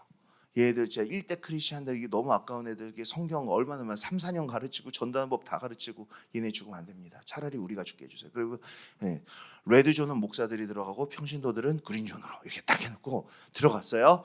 골목이 한 200m 되는데 잘하면 숨 참고 이게 죽어 올 수 있을 것 같아. 한 3번째쯤에서 푸아 이게 짐도 끝장이야. 이러면서 이제 주고 다녔어요. 근데 이틀쯤 지나니까요, 제 뒤에 청년들이 다 졸졸이 다 따라오고 있었어요. 우리 마이마교회 청년부는 세계에서 가장 훌륭한 청년부입니다. 제가 자신할 수 있어요. 매일매일 들어와요. 그리고 아침마다 모여서 이렇게 기도하는데 자매들이 싸놓은 그 팩들을 갖다가 이제 형제들이 이제 위험한 가잖아요. 기도해요. 하나님, 우리 사랑하는 조국이 고통받고 있을 때 우리가 섬길 수 있게 해주셔서 감사합니다. 그 기도가 빠지지 않았어요. 그러면서 저희가 하나님의 보호하심을 느꼈습니다. 3가지를 느꼈어요. 이때만 해도 제가 철이 없었어요. 그래서 이렇게 생각을 했어요. 이야, 내가 성금요일에 거룩하고 위대한 결심을 했더니 첫째, 우리 중에 아무도 코로나에 안 걸렸어요. 기적이었어요. 사람들이 저희를 문바이 어벤져스라고 불렀어요. 그리고 실제로 인도의 전 세계에서 코로나가 제일 많이 걸린 곳은 미국과 인도였는데 사실 인도가 더 심했을 겁니다. 다 안 잡히니까요. 인도의 28개의 주 중에서 저희 마하라슈트라주가 40%가 걸리고 그랬어요. 근데 이 저희 마하라슈트라에서도 농촌이 아니라 어디가 다 걸렸겠어요? 빈민가요. 그 빈민가를 아침과 저녁으로 지금 반년째 들어가고 있는 거예요. 저 시점에서. 근데 아무도 안 걸렸어. 다 기적이라 그랬어요. 첫째, 우리는 하나님께서 생명과 건강을 주셨다. 둘째, 돈이 해도 안 떨어져요. 제가 저한테 돈 제일 많이 보낸 분 이름이 코로나예요. 그러니까 코로나라고 하고 이게 익명으로 이제 지정한 보낸 거죠. 그리고 또 마스크라는 분도 그래서 언론 마스크인가 막 이렇게 어떤 때 막 진짜 막 몇천 몇백 몇십 원 이런 것들도 저금통인가 봐요. 그렇게도 오고 어쩔 때 뭐 100만 원 막 이렇게 오는 하루 평균 100만 원 계속 나가는 거예요. 한 달에 100, 200에 벌벌 떨던 선교사가 지금 반년째 하루에 100만 원, 200만 원씩 쓰고 있으니까 이게 간땡이가 부어가지고 막 그리고 세 번째 저 유명해졌어요. SBS 모닝 와이드에 2번이나 나오고 막 그 신문 뭐 교단 신문 선교 타임즈 이런 뭐 너무 유명해졌어요. 그래서 야, 봐 이거 봐 이게 성금요일에 거룩한 결심을 하니까 생명과 건강과 재산과 명성을 얻었다. 이게 완전 기복신앙 이게 막 그러니까 이제 또 이제 저를 부러워하는 선교사들이 생긴 거예요. 그때 그 특별기 타고 돌아갔던 선교사들이 굉장히 후회하시는 거예요. 그리고 또 그분들이 저한테 원 목사 좀 그만 좀 해라 이런 얘기도 했어요. 왜냐면 왜 왔어요? 코로나 때문에. 근데 인터넷 보니까 원정한 목사가 이 얘기를 너무 많이 듣는 거예요. 아, 죄송하다고. 그러면서도 속으로는 우월감 쩔었죠, 진짜. 그러게 그 성금요일에 말이야. 하면서 막 이제. 근데 한 단계가 지나면서 어떤 일이 일어났냐면 하나님의 침묵하심이 오기 시작했어요. 그때 한국도 난리였습니다. 저희 아버지가 그 당시에 감리교단의 대표셨어요. 감리교단의 감독, 비숍이셨어요. 주교라고 하면은 더 딱 와닿을 겁니다. 근데 그 당시에 우리나라는요, 여러분이 더 잘 아시죠? 백화점 이런 데는 다 되는데 교회는 19명. 근데 그런 일들이 계속되는 가운데서 아버지께서 서울 감리교회 전체 대표로서 명령을 내리셨어요. 레터를 쓰셨어요. 감독 서신. 그래서 서울에 이거는 하나님의 법에도 어긋나고 헌법에도 어긋난다. 그렇기 때문에 9월 20일부터 서울연회의 모든 감리교회는 정상 예배를 회복한다. 나라에서는 말도 안 되는 소리예요 지금. 그래서 선언을 때려버리셨어요. 36개인가 일간지에 그게 다 실리고요. 그리고 어마어마한 악플 한 몇천 개, 그리고 신상털이를 하는데 구청 공무원, 동사무소 공무원이 한 일주일에 한 번 다른 교회를 간다면 우리는 시청 공무원이 매일 와요. 그러면서 사람들이 악플로 이제 털다가 뭐까지 나오냐면 제가 주일학교 때 싸운 것까지 나오더라고요. 내가 옛날에 몇십 년 전에 그 교회를 가봤는데 하면서요. 너무 무서운 거예요. 근데 우리 아버지는 빚이 14억이에요. 돈이 없는 분이에요. 근데 이렇게 하셨어요. 한 교회당 벌금이 300만 원입니다. 예배를 제대로 드리면. 그 벌금은 다 교단에서 낼 거다. 만약에 교단이 못 낸다면 내가 내겠다. 우리 아빠 돈 없어요. 그러면서 이게 때렸는데 정말 욕이란 욕은 다 먹었습니다. 그런 가운데에서 어떻게 그 신문에서 기사가 나왔냐면 제가 또 선교 블로그에다가 어머나 돈이 써도 뭐 끊이지 않아요. 뭐 이런 것들을 이제 막 했잖아요. 그 사실이죠. 그냥 그 망언을 한 감리교 감독의 아들은 해외에서 돈을 물수도 쓰고 있다. 억대의 돈을 쓰고 있다. 그렇죠? 억대의 돈을 쓰고 있는 건 사실이야. 근데 또 그게 또 캡처가 돼가지고 저랑 이제 좀 성향이 다른 신학을 갖고 있는 제 01학번 동기 단톡 같은 데 가가지고 SNS에 봐, 얘 어용이었어. 감독 아들이야. 얘 하면서 얘 봐, 그 01학번의 수치다. 막 이렇게 또 캡처 박제해서. 근데 그때요. 그리고 이제 우린 망한 거예요, 한마디로. 돈이 한 푼도 안 들어와요. 갑자기 돈이 한 푼도 안 들어와요.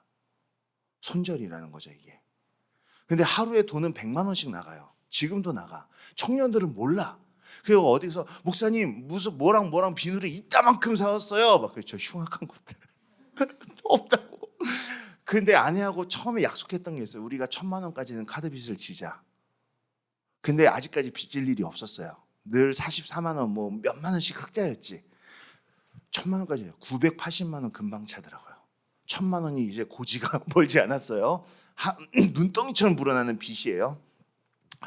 그런 가운데서 또 결정적인 게 저하고는 비교할 수 없을 만큼 훌륭한 선교사님과 현지 목회자들 중에 코로나로 돌아가시는 분들이 나오기 시작했어요. 제 지인들. 그리고 제가 이거를 지금까지 120만 원 정도로 나눴습니다. 물론 이제 직접 나눈 것들은 그거보다 더 적죠. 몇십만 원 될 거고 이제 남들한테 주기도 했죠. 근데 저한테 이거를 받아서 한 600권쯤 나누신 분이 감옥에 끌려가서 한 13개월을 계셨어요. 그때. 저보다 훌륭한 분들이에요. 그러니까 저보다 덜 위험한 곳에서 저보다 사역을 조금밖에 안 하신 저보다 훌륭한 분들이에요. 이 죽어. 공포가 밀려오기 시작하는 거예요. 그냥 돈 없죠? 죽을 거죠. 어느 날 이제 그런 생각이 그 레드존을 걷는데 이런 마음이 드는 거예요. 아, 내가 어느 날 죽겠구나. 하나님, 저는 이쁘고 유능하니까 살려주세요. 뭐 이런 기도가 전 PPT까지는 있었는데 확신이 있었죠. 우리는 보호받고 있다. 없어진 거예요. 내가 이제 죽겠구나. 근데 죽으면 내 프로세스를 너무 잘 알잖아요. 그 병원도 가봤고. 내가 뭐 1차 제보자인데 사실은. 좀 있어요. 한 이틀 아프다가 병원 가면 내 옆에 까만 봉지. 좀 있으면 내 위에 까만 봉지. 코로나로 죽으면요. 그냥 컵라면 끓이듯이 금방 금방 장례를 치러요. 뭐 유족이고 뭐 예식이고 없어요. 그냥 병원 뒷마당에서 태워버리는 거예요. 난 죄로 없어져. 근데 죽으려면 한 달 전에 죽었으면은 이게 얼마나 좋았겠어요. 울지마 툰즈 개심교판 해가지고 그렇죠. 오명을 뒤집어 쓰고 죽는 거예요. 그리고 아내에게는 몇 천대의 빚을 남기고 죽는 거죠. 어쩌면 감염돼서 가족 중에 한두 명 더 죽을 수도 있고. 참 인생이 뭐 없더라고요. 그 하나님의 침묵하심이 계속되고 있고 아버지는 계속 온갖 언론으로부터 욕을 바가지로 먹고 있고 저는 이제 밥을 한 3일을 못 먹었어요. 금식이라기보다 그냥 마음이 아파서 안 넘어가더라고요. 그러면서도 이게 중노동을 계속 하고 있었어요. 근데 그러다 어떤 일이 일어났는 줄 아십니까? 아, 여러분 이거 보세요. 이게 신문 기사 나왔는데 뭐 아주 감리교단의 감독이 저희 아버지만 있는 게 아니에요. 감독 중에 제일 선임이긴 하셨는데 12분 정도가 계세요. 저희 아버지 성이 원성자 웅자입니다. 원성웅. 근데 그때 명량이라는 영화가 있었잖아요. 제가 그거 보면 눈물 나는 거예요. 성웅 이순신이 12척의 배를 데리고 이렇게 갔어요. 근데 그 12척의 배가 저 뒤에서 안 와. 혼자서 얻어 터지다가 초계기를 올려 도와달라고 아무도 안 와. 우리 감독님들 그러셨어요. 아, 이게 방송에 나가는데 어쩔 수 없어요. 아무도 안 오셨어. 안 도와주셨어. 제가 근데 성웅 이순신이 나오는 게 명랑 보다가 오열을 했어요. 우리 아버지 생각나가지고. 아버지 혼자 약한 법에 맞서서 싸우고 있는데 이 신문 기사에서 저 보세요. 저하고 저희 어머니 이게 기사에서 범죄자 처리해놨어요. 블라인드 처리. 이게 신문 기사 중앙일보예요. 그러면서 욕은 욕대로 먹고 있고 아버지대로 싸우는데 미치겠더라고요. 미쳐버리겠더라고요. 돈은 안 들어오고 일은 해야 되고. 근데 그런 가운데서 이제 나라 입장에서 이제 생각을 해보겠습니다. 교회를 코로나의 근원이라고 해가지고 그렇게 막 밟고 막 이단들하고 막 우리를 엮어가지고 막 이단들에서 한 것들 가지고 막 우리를 엮어서 교회가 코로나의 근원인 것처럼 막 밟고 박해를 하고 있었잖아요. 근데 저희 아버지가 이렇게 했는데 교회로서는 더 크지만 교단으로서는 감리교보다 약한, 그러니까 뭐 여의도 수목교회 이영훈 목사님이나 사랑의 교회 오정현 목사님, 뭐 이런 옥성호 목사 그 오정호 목사님 이런 분들이 아버지에게 다 연락을 하기 시작했어요. 9월 20일에 서울연회 감리교가 대면 예배를 시작할 때 우리도 같이 하겠습니다. 난리 난 거예요. 청와대도 난리 났죠. 그러면 벌금으로 국고는 늘겠지만 그렇게 전면적으로 정부하고 이렇게 계속 부딪히다 보면은 여기도 표가 떨어지겠죠. 그때 극장인이 뭐 문화 그런 다 하고 있었던 때란 말이에요. 그래서 어떤 기적이 일어났냐면요. 그 교단의 대표들하고 여러분도 기도 많이 하셨을 거라고 믿어요. 그 청와대 뭐 시장 뭐 국무총리 막 계속 만나고 아버지의 선전포고는 9월 20일이었습니다. 9월 18일에 예배당 인원 제한이 바뀌어요. 50명으로 바뀝니다. 20명이 20%로 바뀌어요. 그리고 50명으로 바뀌는데 그 필수 인원, 영상 조작 인원 아니어도 상관없다. 그리고 50명씩 몇 번 모여도 상관없는 거예요. 그러면 웬만한 예배당은 다 할 수 있습니다. 그렇죠? 50명씩 한 3부 하면 다 되지 않겠어요? 그래서 그때 9월 20일이 딱 됐어요. 이게 확 되면서 갑자기 우리 아버지가 영웅이 됐습니다. 게다가 바닥까지 털었는데도 우리 아버지에게서 나올 거라고는 돈을 펑펑 쓰는 아들밖에 없었거든요. 진짜 우리는 바닥까지 종수리부터 발가락 끝까지 털렸어요. 근데 털어도 나오지 않는 우리 아버지. 그래서 이번에 어떤 일이 있어요. 아버지 제가 조금만 더 할게요. 그 서울시 학생 인권 조례안 아시죠? 그거 우리 아버지가 폐기시키셨어요. 25,000개의 서명을 받으면은 폐기할 수 있는데 7만 개의 서명을 받으셨어요. 발기인 대표가 저희 아버지예요. 그래서 어제 국회의사당에서 선언하셨어요. 그럼 이제 그게 서울시의회로 넘어가요. 그러면 근데 현재는 그 서울시의회의 그 구성을 보면은 통과되겠어요. 그러니까 그런 것들을 하면서 지금 아버지가 굉장히 명예롭게 되셨고, 근데 이때는 진짜 우리는 사탄 마귀 이만희와 비슷한 급이었어요. 그래서 이름 기억하시는 분들이 계실 거예요. 감리교회 원성훈 감독. 근데 이때 막 갑자기 박수와 환호가 막 들리는데요. 저는 그때 한국에 있는 몇 안 되는 뭐 수지품이라든가 저 꼬물차 32만 킬로미터 뛴 것 이런 것들 정리하고 있었어요. 왜냐면 돈을 메꿔야 되는 거예요.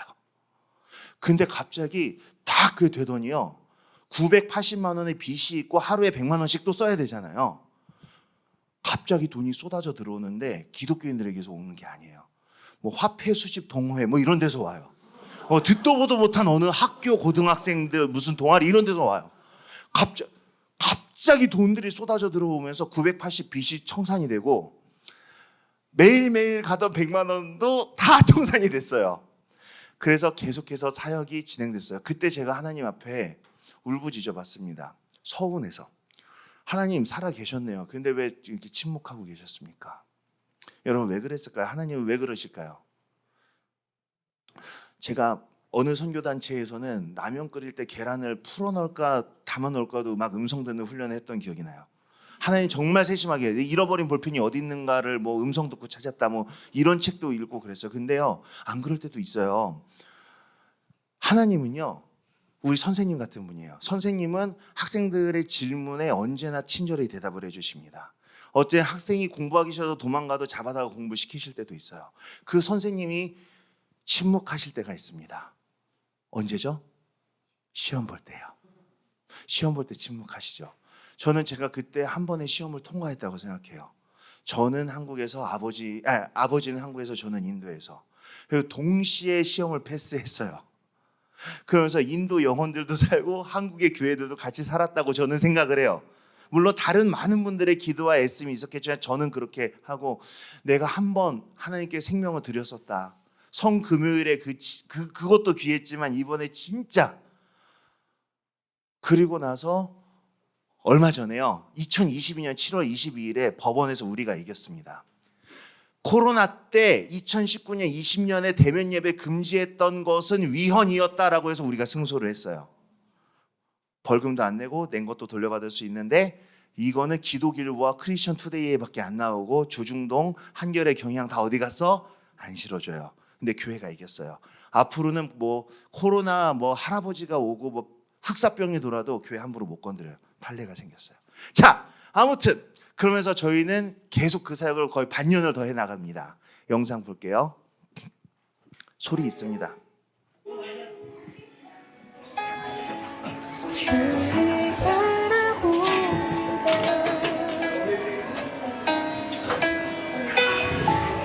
다시 오시네 내 예수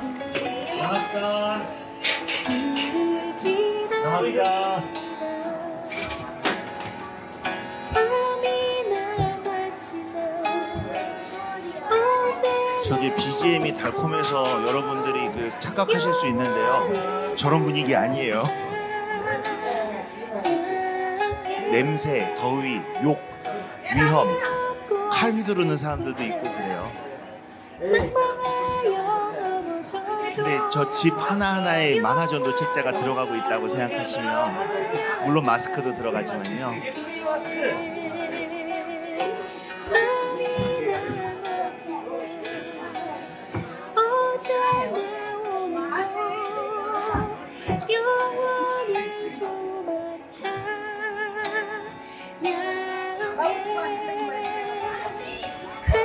저 사람들이 저렇게 친절하게 이렇게 손 흔들고 미소를 지어주는 이유는 영상 사역자가 같이 가면서 카메라 해서 그런 거예요. 원래는 저러지 않아요. 저 할아버지 보시면 지금 이러지 않아요. 아까 전에 이랬죠. 이거는 이 미친놈들 이런 뜻이에요. 그랬다가 이제 카메라 의식하니까 저기도 다 그런 거예요. 원래는 욕하는 사람이 더 많아요. 돈 내야 되는 줄 알고 막 그런 사람들도 있고. 근데 영상은 기억을 지대하죠. 저도 이제 이렇게 기억하려고 해요. 이랬었다. 하도 남들한테 보여주다 보니까 저도 지금 기억 왜곡이 일어나고 있어요.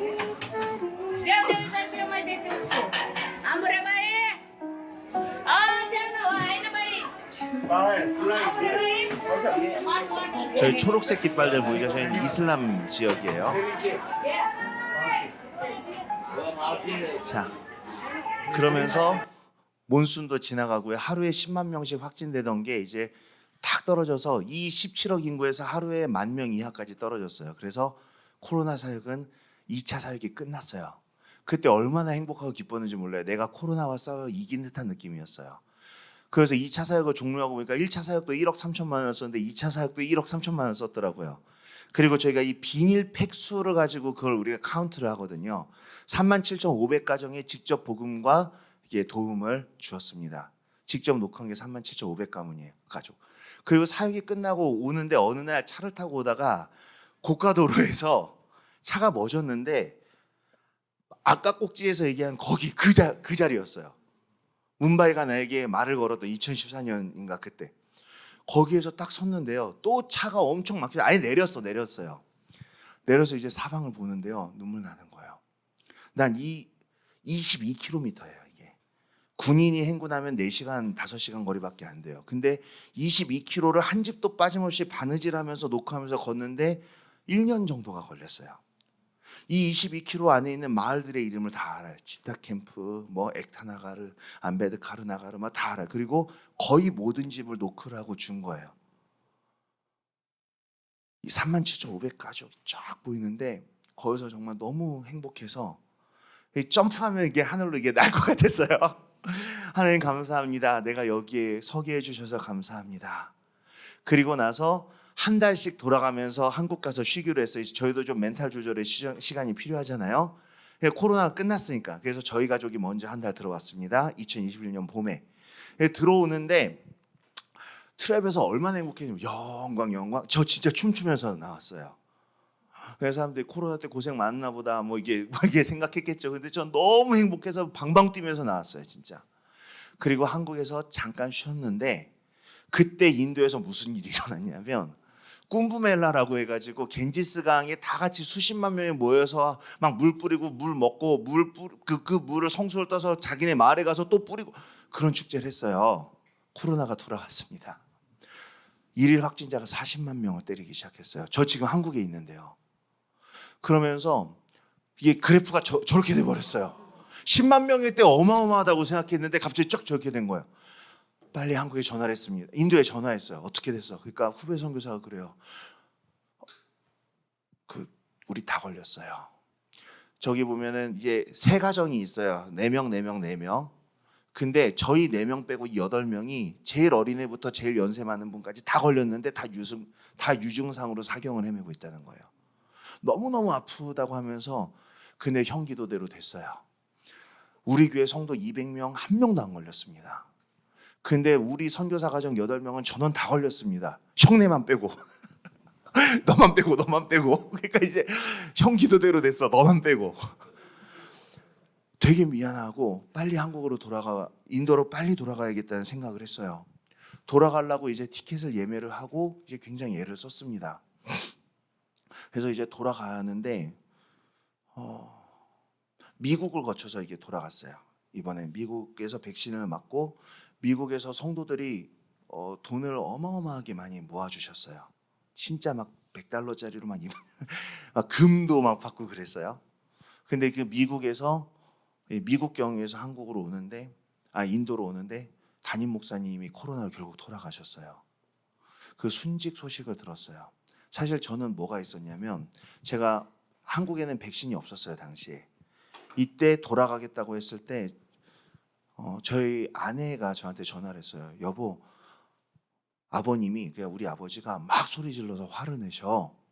저는 40년을 살면서 우리 아버지가 소리 질러 화내는 거 한 번도 못 봤어요. 우리 아버지는 영국 신사 같은 분이세요. 우리 어머니겠지. 아니야, 아버님이 하면. 그래서 죄송도 하고 궁금도 해서 다음날 아버지를 독대를 했어요. 아버지가 이성 잃고 화내는 건 한 번도 못 봤거든요. 근데 아버지가 저에게 거의 존대를 하시는 거예요. 그래, 원목사. 하나님께서 부르시면 어떻게 하겠나. 가야지. 그때 제가 딱 왔어요. 내가 이번에 가면 죽는구나. 우리가 했던 사역이 누군가의 피 흘림이 없이 이루어질 사이즈가 아니야. 그리고 이번에 내가 가면 죽는 게 맞아. 내가 하자 그랬고 내가 주도했는데 후배가 죽어도 웃기고 또 우리 보스가 죽어도. 그래서 마음이 되게 안 좋았어요. 진짜 안 좋았어요. 너무 우울했는데 미국에서 담임 목사님이 돌아가셨다라는 소식을 딱 듣는데요. 한편으로 이제 미국 하늘을 보고 오열을 했죠. 한편으로는 안도감도 오는 거예요. 난 또 살았구나. 그런 마음도 진짜 있었어요. 나보다 더 귀한 피를 하나님이 받으셨구나. 그 죄송함과 그런 가운데서 많이 울었죠. 그리고 미국에서 제가 돈을 많이 받았다 그랬잖아요. 그리고 인도에 오자마자 무엇을 시작했냐면 그 돈으로 3차 사역을 시작했어요. 백신 버스. 그러니까 그때는 우리나라는 백신이 없었어요. 근데 인도는 돈 있는 사람들은 맞을 수 있었어요. 그래서 차마 한국 사람들한테 백신을 그 얘기할 수 없어요. 한국 분들도 지금 못 맞는데 인도는 돈 있으면 맞아요. 그래서 제가 그 달러 이만큼 갖고 온 거를 인도에서 루피로 환전을 하면 부피가 어떻게 되겠어요? 그렇죠? 아예 환전하는 기업가가 우리 집에 왔어요. 그래서 상을 이제 돈으로 쌌죠. 그런 다음에 그거 가지고 선언을 했어요. 우리 청년들하고. 이걸로 하자. 이건 수라지 목사님의 피값이다. 이걸로 우리가 백신 버스를 하는데 버스를 타고 빈민가에 가서 사람들을 태워와서 비싼 그 사립병원으로 데리고 와서 글도 모르는 사람들 우리가 다 이거 해주고 돈 내주고 백신 맞고 그 도로 이제 모셔다 드리는 것까지 하는 거. 그러면 누가 그 대상입니까? 그래서 지난 10년간 마이마 교회나 마이마 학교를 한 번이라도 온 적이 있는 사람의 모든 친인척 다 된다. 일단 우리부터 시작해서. 그래서 우리가 백신을 제일 먼저 다 맞았어요. 그러면서 빈민가를 맨날 저 버스로 사람들 데리고 와서 주고 하는데요. 백신을 맞으면 30분 동안 쉬는 시간이 있어야 돼요. 그 30분 동안 백신 후에 뭐 물 들어가면 안 되고 술 드시면 안 되고 뭐 이런 교육해요. 우리는 잽싸게 의료 NGO로 변신을 했잖아요. 그것까지 우리가 맡아서 영적인 건강에 대해서 이제 복음도 이제 막 30분 동안 너희 우리 거죠. 그래서 막 이제 하고 나서 선물도 아주 럭셔리하게 우린 돈이 많으니까 그래가지고 성경책까지 들어간 선물을 해가지고 다 이게 준 거예요. 그러면서 이건 수라지 목사님 핏값이야. 내가 동원에 대한 그 부담이 하나도 없었어요. 지금 내 테이블에 캐시가 쌓여 있으니까요. 결국 다 썼어요. 다 썼는데 언제까지 했냐면 진짜 인도엔 지금 코로나가 아무 문제가 안 되는 마스크 아무도 안 써요. 인도에서 코로나에 그거 뭐하러 합니까 소리가 나오는 날까지. 그래서 올해 초까지. 그래서 결론적으로는 식량 14만 5천 kg, 세이프팩 37,500개, 절제 전도팩 6만 개, 백신 1,300도스 이렇게 됐습니다. 이제 돈 없어요. 근데 그러고 나서 보니까요, 옛날 사진들을 보면요, 지금보다 한 15kg는 더 찐 제가 있고요. 이게 만드기 같은 애. 사진을 보면 너무 속상한 거예요. 이따 기도 부탁도 하겠지만 수라지 목사님은 돌아가셨어요. 그리고 백인 선교사 이든도 미국으로 돌아갔어요. 그리고 제 후배 선교사님도 탈진하셔서 이제 선교지사가 아니게 되셨어요. 그리고 또 저는 있는데 제 수제자 조니와 피터는 한국으로 유학을 왔어요. 감신대 호서대. 자, 그러고 나니까 어떤 마음이냐면 나만 홀로 그 욥기에 있죠. 나만 홀로 살아서 내 주께 고하러 왔나이다. 그 제일 괴로울 때 3년 만에 단기팀이 왔어요. 어떤 팀이었겠습니까? 순회선교단 남아시아 지부였습니다. 비즈니스 비자를 받아서 온 거예요. 깜짝 놀랐어요. 그러면서 이제 저희가 위로를 많이 받았고 지금까지 사역을 같이 하고 있어요. 가장 기쁜 거는요, 돈을 얼마나 썼고 그런 게 아니라 쌀 저희가 나눠준 거 다 먹었겠죠. 마스크 다 썼겠죠. 그렇죠? 백신 이제 뭐 소용도 없죠. 같이 준 거 이거 복음. 저는 이거를 그냥 계속 뿌리고 다녀요. 내 교회가 없어요. 이거를 몇만 개씩 하루에도 몇백 개씩 계속 뿌리고 다니는데 그 결과를 볼 수가 없는 거예요. 전도서에 보면은 너는 너의 양식을 그 물 위에 던져라. 여러 날 후에 도로 찾을 것이라. 그냥 맨날 뿌리고 다니는데 또 이게 주는 게 또 불법이다 보니까 이게 거지가 돈 주세요 그러면은 그 320원짜리 지폐를 여기에다가 얹어가지고 이게 쑥 주면서 싹 사라져요. 저는 눈도 안 마주치고 사라져요. 뒤돌아보지도 않아요. 그렇게 해야 돼요. 근데 그러다가 한 번은 이런 일이 있었어요. 쑥 주고 양들의 침묵 마지막 장면에 한니발 렉터 교수처럼 샥 군중 속으로 사라지는 게 이제 저의 특기예요. 그게 싹 사라졌다가 갔는데 앞불사 리서치를 게을리해서 막다른 골목이었습니다. 그래서 온 길로 다시 돌아왔어요. 돌아오다가 한 무슬림 할아버지가 이걸 읽고 있는데요, 소리를 내서 읽으면서 눈물을 뚝뚝 흘리면서 온몸을 부르르 떨면서 소리 내서 이렇게 읽는 거예요. 그걸 제가 봤어요. 그거를 보고 이거 같이 그린 그 한국의 김종도 작가님이랑 저희 단톡방이 있거든요. 이 만화전도 책자 보급하는 감리교 선교사들 단톡방에다가 제가 빨리 사진을 찍었어요. 이게 그 사진이에요. 그래서 단톡에 올리면서 지금 한 사람의 영혼이 하늘로 가고 있으니까 우리 다 같이 기도합시다. 이게 진짜 지치는 사역이에요. 왜냐면 우리가 열매를 못 봐요. 우리 교회 성도가 느는 것도 아니고 열매도 못 봐요. 받아서 버렸는지 뭐 읽었는지 알 수가 없어요. 근데 하나님께서 한번 보여주신 거예요. 막 이 사람이 울면서 이게 보고 있는 거예요. 소리 내서 읽으면서. 그러면서 그때 이제 그 전봇대 뒤에 숨어서 한 장 찍고 계속 기도했어요. 내 눈 마주치기 싫어서. 말 걸면은 이제 산통 깨지니까 성령님하고 만나고 있는 중인데, 그러면서 이제 저희가 계속해서 사역을 해 나가고 그냥 지금 돌아보면 주님이 하셨습니다. 왜냐면요, 제가 자꾸 자랑이 될까봐 이제 두렵지만요, 사실 자랑할 게 없는 게, 처음에 결론이 이렇게 될 줄 알았으면 시작 안 했어요. 내년 이맘때 수라지 목사님은 돌아가셨을 거고, 너의 사랑하는 후배는 탈진해서 떠났을 거고, 그 8명 코로나 걸렸었을 거고, 너의 아버지랑 뭐 이런 걸 겪었었을 거라는 걸 알았었으면은, 이렇게 길게 싸워야 될 줄 알았었으면은 안 했어요. 그러니까 하나님께서 처음부터 조금씩 다 안 보여주시, 조금씩만 보여주신 거예요. 1단계, 2단계, 3단계, 4단계. 그래서 정말 주님이 하신 거죠. 내가 처음부터 내가 한 게 아니에요. 그때 순종은 했는데, 그것도 이게 개 끌려가듯 한 것도 있고, 또는 자뻑으로 한 것도 있고, 낭만에 이게 취해서 했다가 나중에 주워 담지 못해서 그냥 비행기가 갔어. 막 이제 그렇게 한 것들도 있고요. 주님께서 하셨어요. 그리고 여러분들이 나중에 선교사가 되어서 어디로 가셔도, 아니면 여러분의 삶의 어느 선교 현장에 가셔도 주님께서 하실 겁니다. 그래서 선교지에서의 하나님의 영광을 나눠달라 그래서 이제 이렇게 준비했고 끝났고요. 그 기도 부탁드릴 게 있습니다. 제 지금 통장에는 통장 정리를 해보니까 68만 원이 있더라고요. 근데 제가 지금 메꿔야 되는 돈이요, 요거 스리랑카로 2만 권 보내기로 했어요.